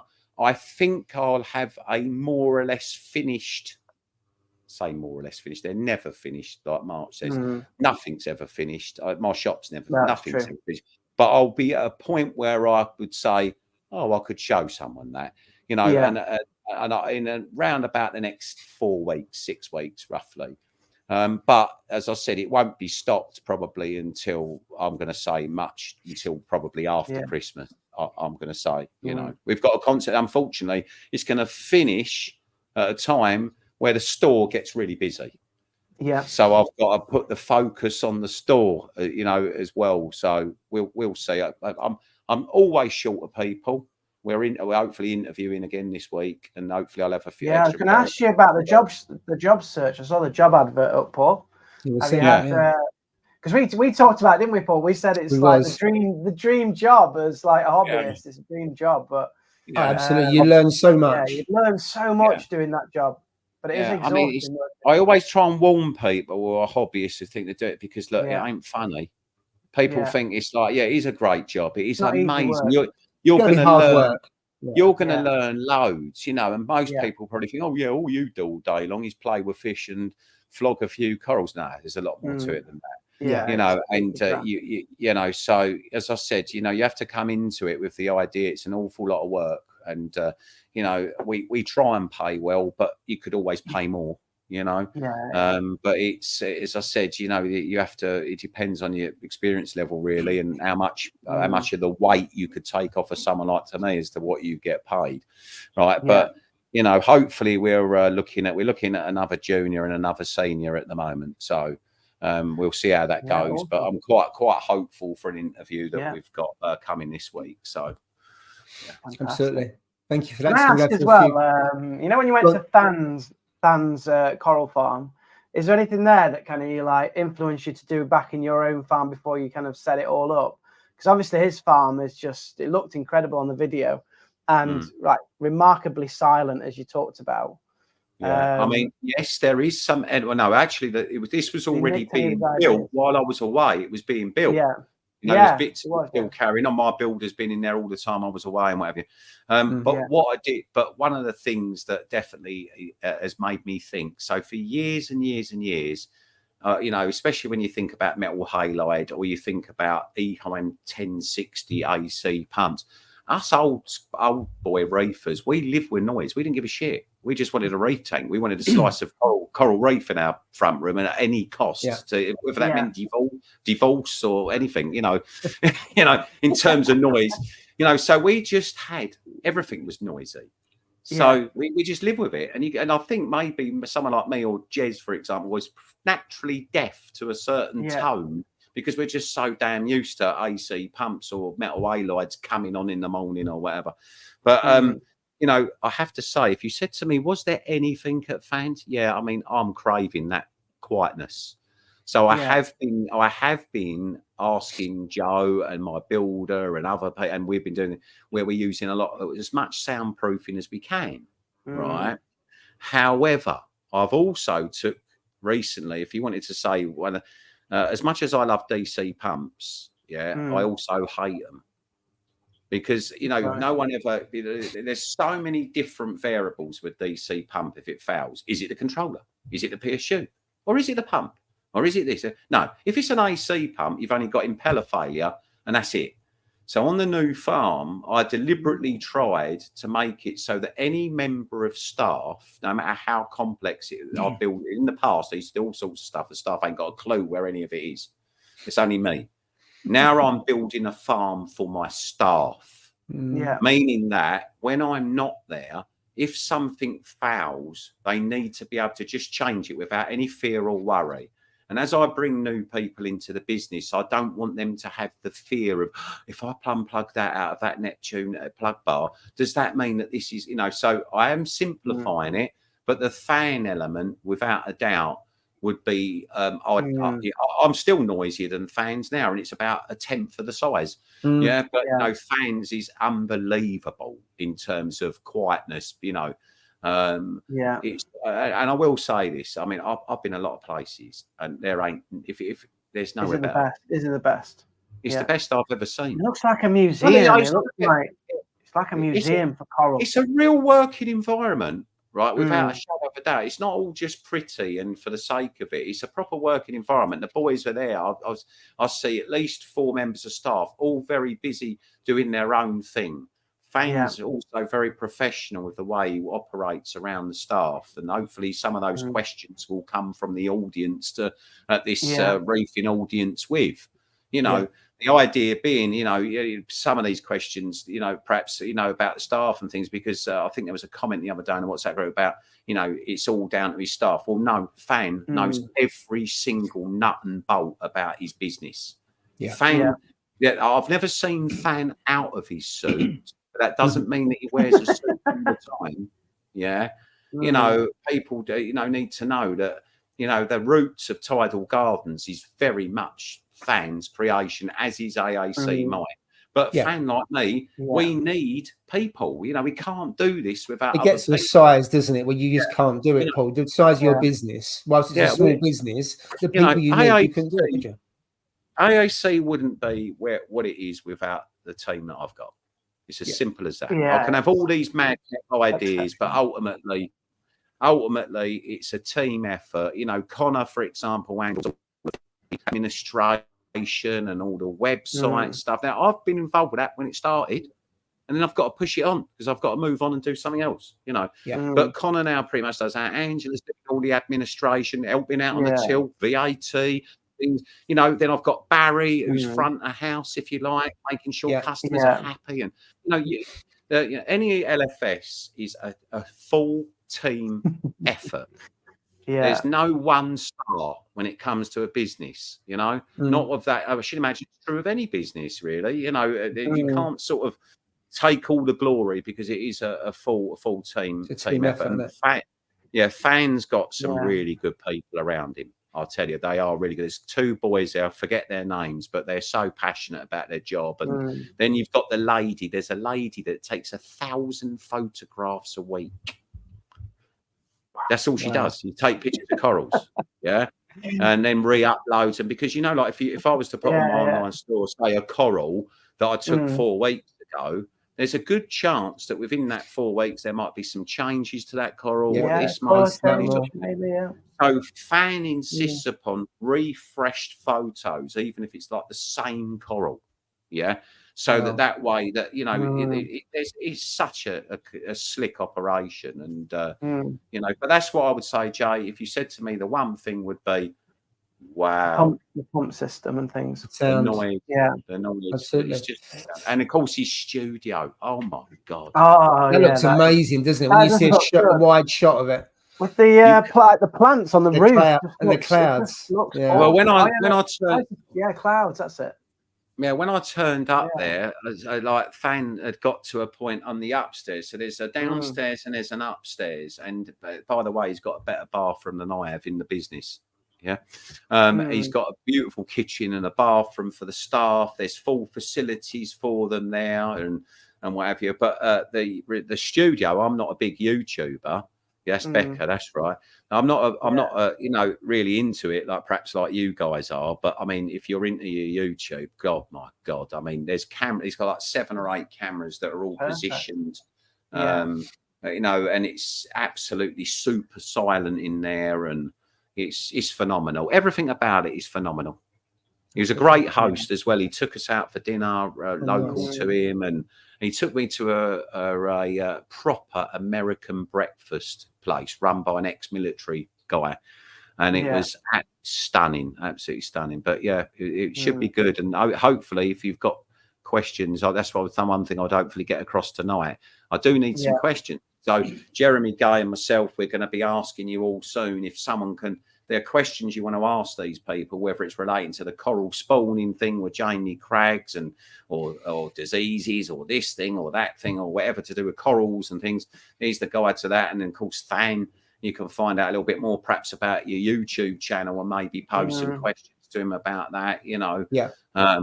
Lighting with Pat as well, you know, if you're running the AB plus spectrum or something near it.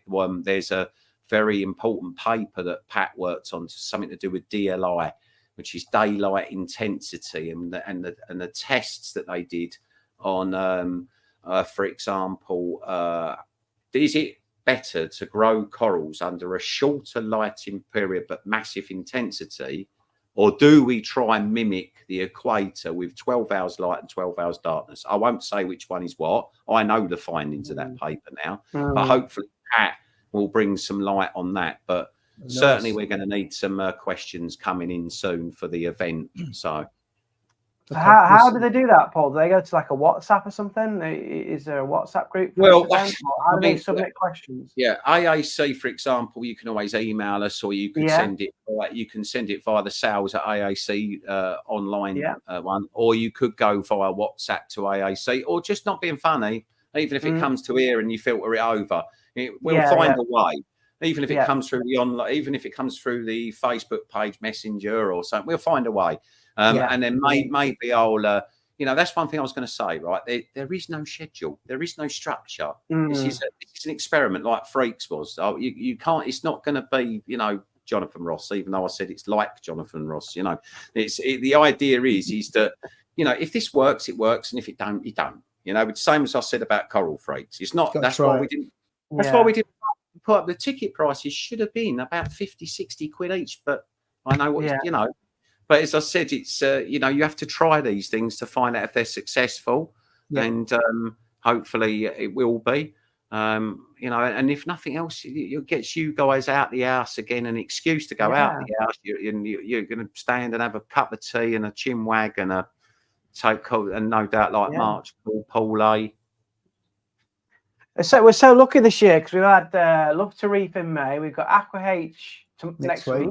Yeah. And then Coral Freaks. It's like 3 major shows in a year in the UK. It's probably the most, like 4 years. I've never known that to happen. But I wouldn't, I'm not going to claim that this particular event is like what people would expect a show, a vendor show. It's not. It's a chance. It's a chance of just meeting up with your pals. It's a bit like our Love to Reef. What really I loved about the first ever Love to Reef that Paul threw, which was it was like doing it in your front room, wasn't it? It was, 2 small rooms, wasn't it? Yeah. Yeah, it was like a club meet. And I think that, you know, this is the other thing. You know, I'm not going to ever profess to pull off the UK's largest coral show. I'm not bothered about titles like that. I'd rather that anyone does this. There used to be reef clubs. The Essex Reef Club used to meet up. The Kent lot, the Kent Muppets, as they're known on Ultimate Reef, used to meet up. Yeah, the Hertfordshire Reef Club would come, and I'm open to the idea of store visits as well and discount nights if need be. I think more shops. Yeah, that sounds good. The discount night. That sounds good. More shops should be trying to encourage this, you know, have a late night, you know, have your local Facebook group visit if there's no reef club or whatever. But so I'm definitely not trying to go down the avenue of having the world's biggest shows. I like the idea of it just, and if this is a success, This one hasn't been too stressful. I've got some. I always get nervous before these things because it's only natural, though, isn't it? Yeah, I do as well. Yeah, I mean, it's one of those things. I always think once I've announced it, I think, why on earth did I do that? And then at the end of it, I felt exactly the same. Yeah, and at the end of it all, you know, at the end of it all, you're gonna love it. You love it. It feels like it's worth it. And I've done so many little AAC events over the years that now I've got used to them. But you know, you just want I just want everyone to have a happy time, and that's it. And if they don't, they can have their money back. I'm not bothered. So, you know, they'll love it. It'll be fantastic. Is there a raffle? Is there a raffle at this one? Or well, there's been this week is what I call corporate week. So last week was a little push on who's attending and what have you, and there might be a little film out from each one of the people this week. But this week I've got to start talking. I have only just sort of found out in the last few days that we have actually got sort of a sponsor that's going to contribute a little bit. Nice. So there will likely be a couple of little sponsors. So, for example, I know that, for example, me and Angela are involved with the reef nutrition thing. We'll try and bring an element of that to it. And no doubt I'll chat March up for a bit of support on the reef casa stuff. So there might be something to win there. But we've been very, very lucky because someone showed a great deal of interest in this, and it's through the Aperture brands. So we might hear a little bit more about that in the next sort of week or so. That's my job this week. So in between building a new unit, running a store, and a few other private things, I've got to deal with that as well. So, things. But yeah, I mean, that will help a little bit. It still won't cover all of the costs, I'm sure, but there will be, should we say, there will be the Aperture family, I hope, get involved. So that'd be good. Sounds exciting. It does. Absolutely. Cool. I can't wait. If you buy tickets and go obviously to the AAC website, and one of the banners that you'll see on the landing page will be a link on there. Click on that and you'll go to where you can buy your don't pay postage. Paul, explain again. Yeah. Did you have to refund loads of people last week? I don't know that Drippy has been in there for his kiss up of Ange, because apparently the postage fee results in a kiss from Ange to Drippy. Right? I don't know whether that's happened. I've not been there that much this week, but anyone who pays, well, I'll tell you, actually, there was a couple of people really kind. Actually, said, I pay postage, but I want you to put that into the Mine Cherry pot. Oh, nice. Which was fantastic. Cool. I think he's really cool. Southeast Reefer, I think it was. I think he was a regular on your show. So, and I can't remember, there was someone else as well that said, but Angie's got all this sorted. Connor's got all this sorted. So I'm letting them get on with that side of it. Cool. But if you can't find a ticket, or you don't know how to use a website or something, just come through and you can and we're giving out, like we did for Love to Reef for Paul, little slips like a receipt to say that you've paid for a ticket, and then Paul gets the information on a list, and then he gives them the e-ticket a couple of weeks before. But Paul deliberately does this, don't you, Paul? Because if you give someone an email straight away with an e-ticket, when you come to the door to check in, if you like, if you're looking through emails from a month ago, you're gonna not know where it is. So Paul will issue all these e-tickets. It'll be 2 weeks before, because quite often, certainly with Outlook and some of the others, on your phone, it only goes back a month. Not all of them do. So therefore, if it's 5 weeks, you think, where the hell's my ticket? And then you've got to know exactly where it's come from. So I'll look after the ticketing. It's going to be sent out 2 weeks before the show, similar to Love to Reef. You've got all the names of the people that have bought so far. That's going to come to me. I'm going to send a welcome email over the next few days, and then we'll go from. What I would say is don't delay, because obviously that will have a bearing on how I lay the hall out. So if we're depending on the attendance, will depend on how many chairs I put out. So don't think you can turn up the day before and think you can get a ticket, because you probably won't.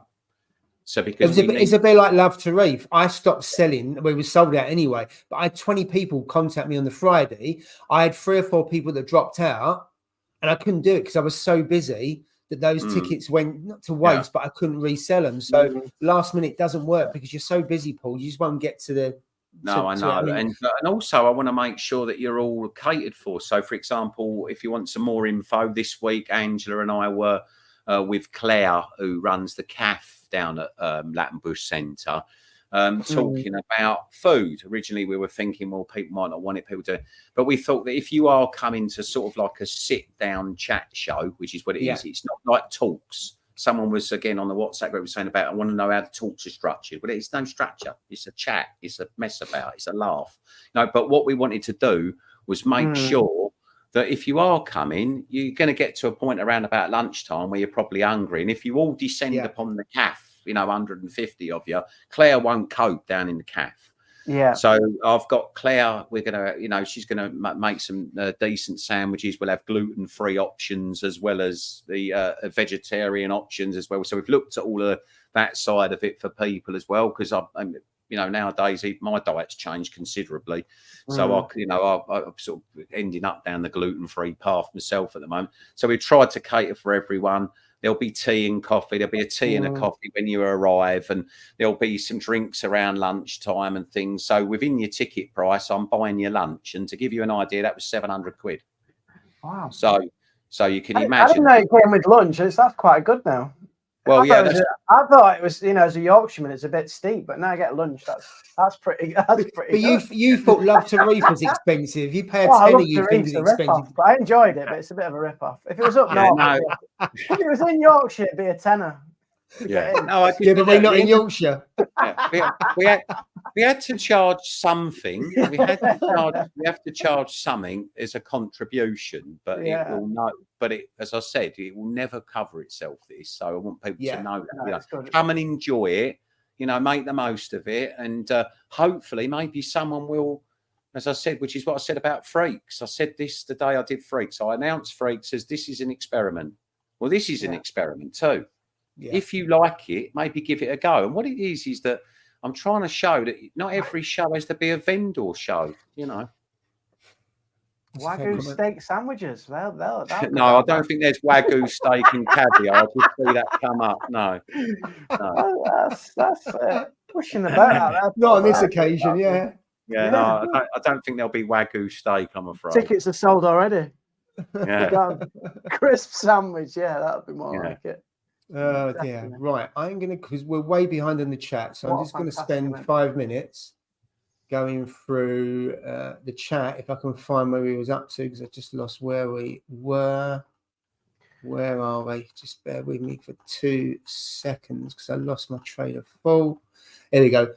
Reefers are quite a visual community, videos over instruction manuals every day. Absolutely.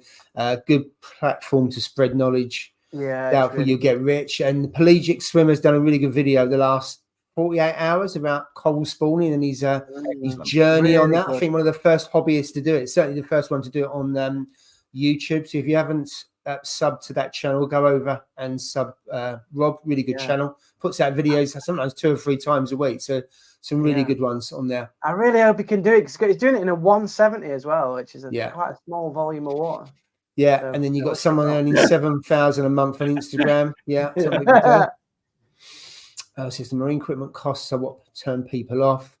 Whenever I have people see my small 5 to 30 litre running, they are stunned. Yeah, you don't need all that kit. We've talked about this before. You don't need all the auto testers. In fact, something like this, if you do water changes, you don't need the skimmer. Just do a 20 litre water change with the kit that you get. And that is all you need. Only need power heads, of course, I would say on that, but you don't need it. And I get a 2 litre jug, 5 litres out, 5 litres in. I do that 2 or 3 times a week. That's your water change. And then the nanos are very affordable, aren't they? So I think you can stay in the hobby at like a low cost rather than just giving it up. I think if I'd have gone like 4 foot straight away, I don't know if I'd have been able to afford it in the last year or so. I'd probably have to leave. Whereas now, because I've got a little tank, I've managed to stay in, and you don't have to spend a lot with these. It's interesting because me and Barry have spoken as well. We're very realistic, neither me, Barry, or any of the staff have come from a really wealthy background, and a lot of the stuff I had before I was in the trade was secondhand as well. I'll tell people that, and it was. I think it was only when I worked for Home Marine, I managed to find the money for my first Deltec aquarium, which was only a cheap version of what they do at the time. But that, you know, I was in the hobby 20-something years before I went out and went mental, you know. So that's the idea of March's stuff, you know, the idea being that people can have a go without being too expensive, you know. Yeah, absolutely. Yeah, absolutely.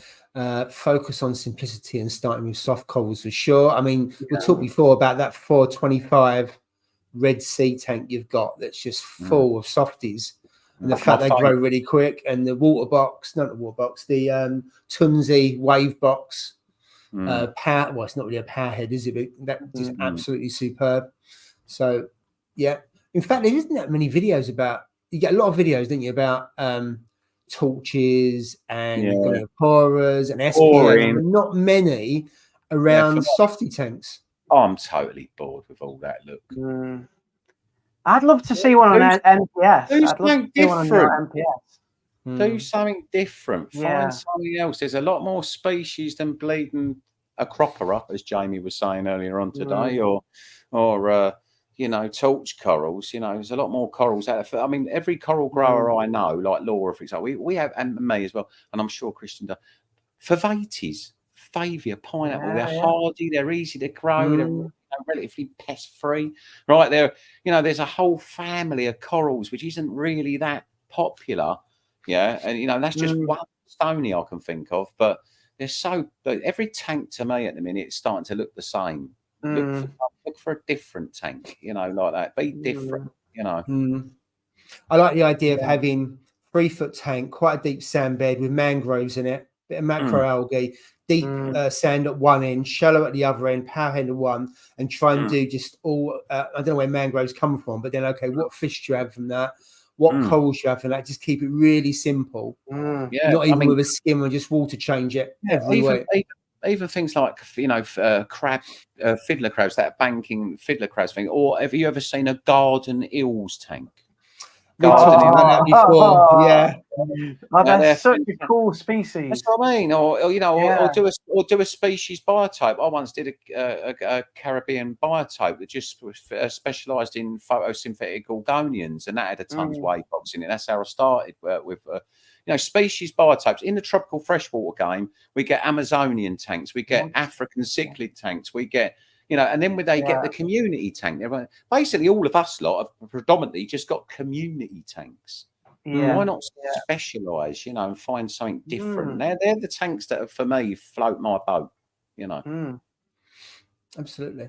Right, let's go through some. I think this sort of chat is great. Just general chit chat amongst fellow reefers are the big names to talk to. That's about the show. So I think absolutely. Cheers, Rama. There we go. One. Paul, have you seen anybody keep a reef tank kept successfully under white LED lights, like a planted white, not acro, but maybe softlies? Absolutely. We've lost. This is what we've lost. You know, as a dealer, I have to have everything look glowing in the dark for you all. But the reality is that a white, you know, the corals don't grow. You don't find royal blue LED when you're diving.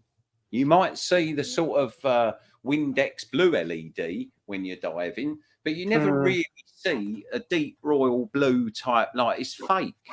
The reality is it's part maybe of the sun spectrum. It's there. But the reality is that when, you know, at 5 to 10 meters, when you're snorkeling, everything's going to be sort of what appears to the naked eye between 6 and sort of 10K. And it's only when you're perhaps at 15 meters or 20 meters that you see that slight shift in the light. So, you know, a tank should be lit by a white light. I'd love it if hobbyists demanded that LFS should be only white light. But the reality is that when you're competing with another dealer, his corals look amazing. Well, they will do if they're all under royal blue. Yeah, to the untrained eye, that's what it is. But you know, most people don't realise that AAC, because we're all in work 2 hours before we open to make sure everything's good, the fish are good, everything's right. And in the mornings when we walk in, it's super white, bright light, and so is Worldwide Corals, by the way, because I've been there early and I've been there late. So you go into Worldwide, they do the same. All the inspections done under white light. Everything else is all under white light. So, you know, I'd like to see more white light in reef tanks for sure. Absolutely. I've got a quick question here. Do you think a blue striped pipefish is possible in a water box cube 20? I'm not too sure what kind. Absolutely. Yeah. Blue striped pipes are one of the hardiest of all pipefish. They can be quite aggressive with one another. So make sure if you do try and get a pair that they're already getting on, because the funny thing with pipefish, even though they're part of the seahorse family and generally most species get on okay with one another, the flagtail pipefish family, like the blue stripes, the Jan's flame pipe, my favourite. Yeah, those flagtail pipes are quite horrible to one another. So, but a single blue stripe pipefish, it's such a good choice. People think, oh no, you've got to have them in slow water, and no, you ain't. You know, there's the Jan's flame pipe and the blue stripe pipe live right on the crest of the reef, usually under overhangs in pounding areas of waves. There are species that are lagoon-like, like the crocodile pipes and things like that. But no, you can have them in quite high flow and they're very hardy. You just got to get a good one. So if you walk into your LFS and they've got a blue stripe pipe, just ask if it's feeding. And I don't mean on live. It should be taken frozen already. Yeah, and you're into a good one. You know, the blue stripe pipes are a well-rated nano fish. Yeah, I bought one from you, Paul, nearly 4 years ago, and it was on frozen. And it's still doing fine. It's in there with a pair of clownfishes. You know, they can be quite aggressive at feeding time. Holds its own. Does not. It goes straight into the food and doesn't have any problem. But I think it's getting them, like you say. I wouldn't have bought one if it hadn't been on frozen. So lying on. They're cleaners. Jan's flame pipefish and blue stripe pipefish. Not many people realise they're actually cleaners on the reef. So the Jan's flames live under overhangs and fish will come up. You never see them on the reef. You'd have to know where to look for them. That's why we don't see too many Jan's flame pipe. They're quite rare. They're quite rare in the trade. You know, I used to see AAC with a lot of them. That's because I'm begging for them all the time. But you don't see that many of them. But the blue stripes are very common from East Africa. So. Right, we're really out of time, so I'm just going to go down and see if I can pick out some comments. So apologies if I miss any. Don't forget to like. That would be great if you could. Thank you. People about Aqua. Let's have a look to see what we got. Yeah, there's a lot of questions, I think. You can't take the barrier out of the AAC. No, you can't. There's a question. Are you going to heat the room of each tank, Paul? And while you're doing it, I'm going to go through some questions. Does he mean on the new build? I presume he means on the new build. I think on the new build, yeah. I never need to heat the space because the tanks are a radiator. Yeah. So when your tank's at 25 degrees C, that's heating the space anyway. So as long as the building's well insulated and you're not in an old cottage or something like that, I would never really space heat. But if you are in a cool room or cold room with a warm aquarium, do heat the air because otherwise you'll encourage mold. It's the cross between cold and there's a humidity, you see. So that will encourage your cold room, you get a lot of humidity. So, Yeah. Okay. We've got this one. Do any of you think lighting is missing a trick by not simulating the sun passing across the sky? Ooh. Oof. What do you think of that? I do. Very good one. Yeah, I actually do. And there was a time where people were experimenting with metal halides on runners that used to go over the tank. Could rotate over an arc. Yeah. You can do that with radians, can't you? Yeah. Good idea, that is. Yeah. I mean, actually, Solartronic by Focustronics, the first light with the moving pucks. No, I remember that years ago. Yeah. But unfortunately, they're very, very expensive. But very good. Yeah, they did the light sweep. AI did one. Yeah. What flavour vape this? Right, Palmer. This week we have. I think I nicked this off of Angela. This is Cola Ice, I believe. But I didn't vape tonight, so I'm trying not to smoke on camera because it's not very cool, apparently. Right, I'm just going down. Yeah, got that click from the score. I think we've got that. Sandwiches catered for. I think we covered that a little bit earlier on, so I think that's all squared off.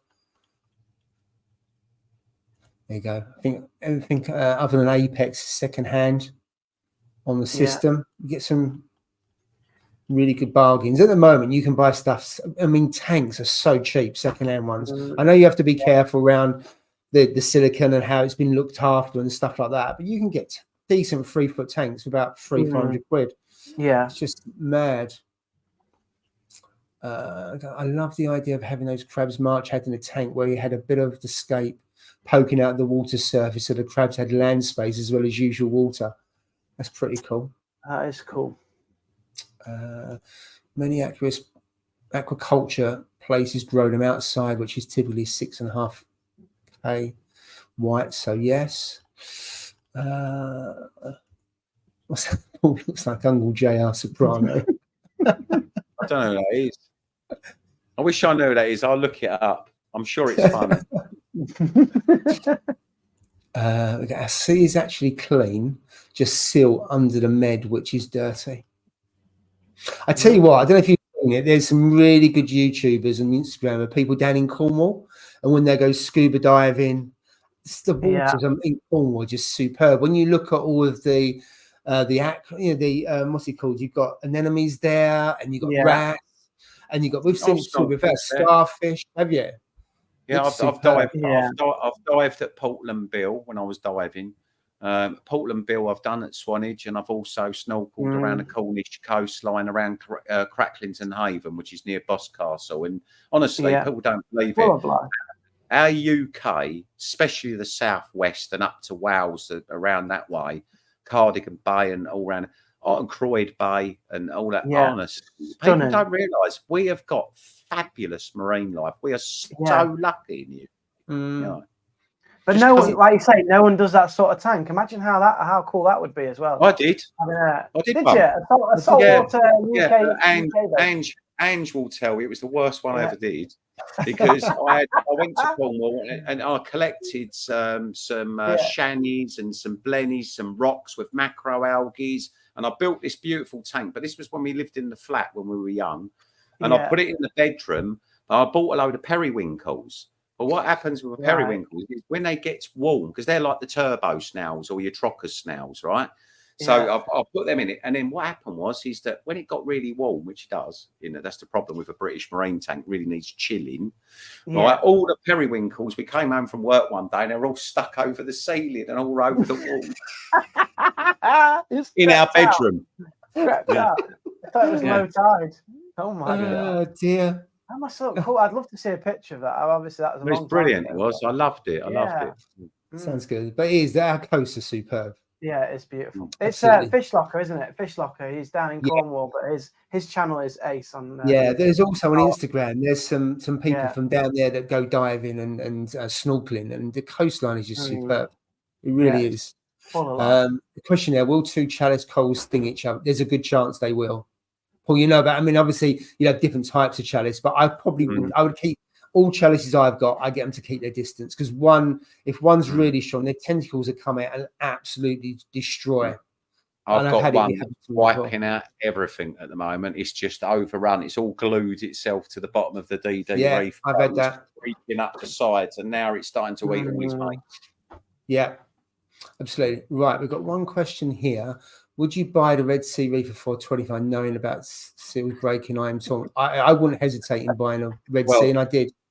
The G2s is a different animal. I don't know of any G2 that has split a seam, right? So, and I've sold an awful lot of them. I'm very open about it. I've sold around about 250 Red Sea Reefers, of which I've had 3 failures with all that 250. Remember, it's like Ford. If you go and do a review, and I'll tell you what, I'll task you all, do a review in your own car, and then find out the only reviews you ever read about are the ones that all went wrong. You never read about any positive reviews about a car. And it doesn't matter what car you buy. My one apparently is going to cost me £15,000 when my DSG gearbox fails. Yeah. But as I said, you'll only ever read negative reviews. Red Sea were serious about that. Obviously, you can imagine they were devastated about it. I mean, I think people think these companies don't give a shit, but they do. So that G2 reefer range that they brought out has been extremely bolstered up. Yeah. As I said, there are companies that I know of this week that I'm not going to name any names, but in the UK that have had seal failure on their tanks. And no one's talking about them. As I said, Red Sea have sold more aquariums worldwide than anybody else. So if you're going to find failures, you're going to find it with that brand. Yeah. But I know of at least, there was one guy in my shop this week who has had a failure from a UK manufacturer.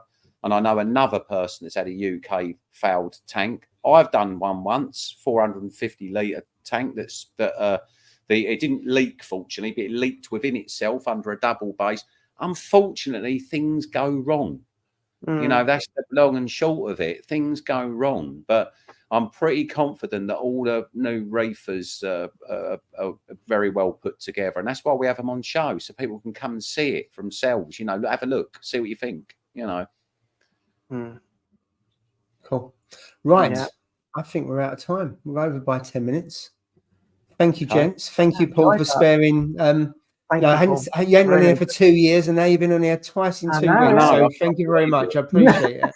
But that's fine. No, I appreciate it. Be honest, still feels a bit weird. It's not a Friday, and I've got to go work tomorrow as opposed to having 2 days off. But hey, that's the way it goes. You've got all the school kids in the morning. They're all back to school. Yeah. 8:30 in the morning. 8:30 in the morning. I've got year 9 straight away. Yeah. All that traffic. I know. Have you got any jobs going? You want one? It is expensive down my way, though, Jay. Do you think? It's too expensive for me. That's a fair point. Yeah.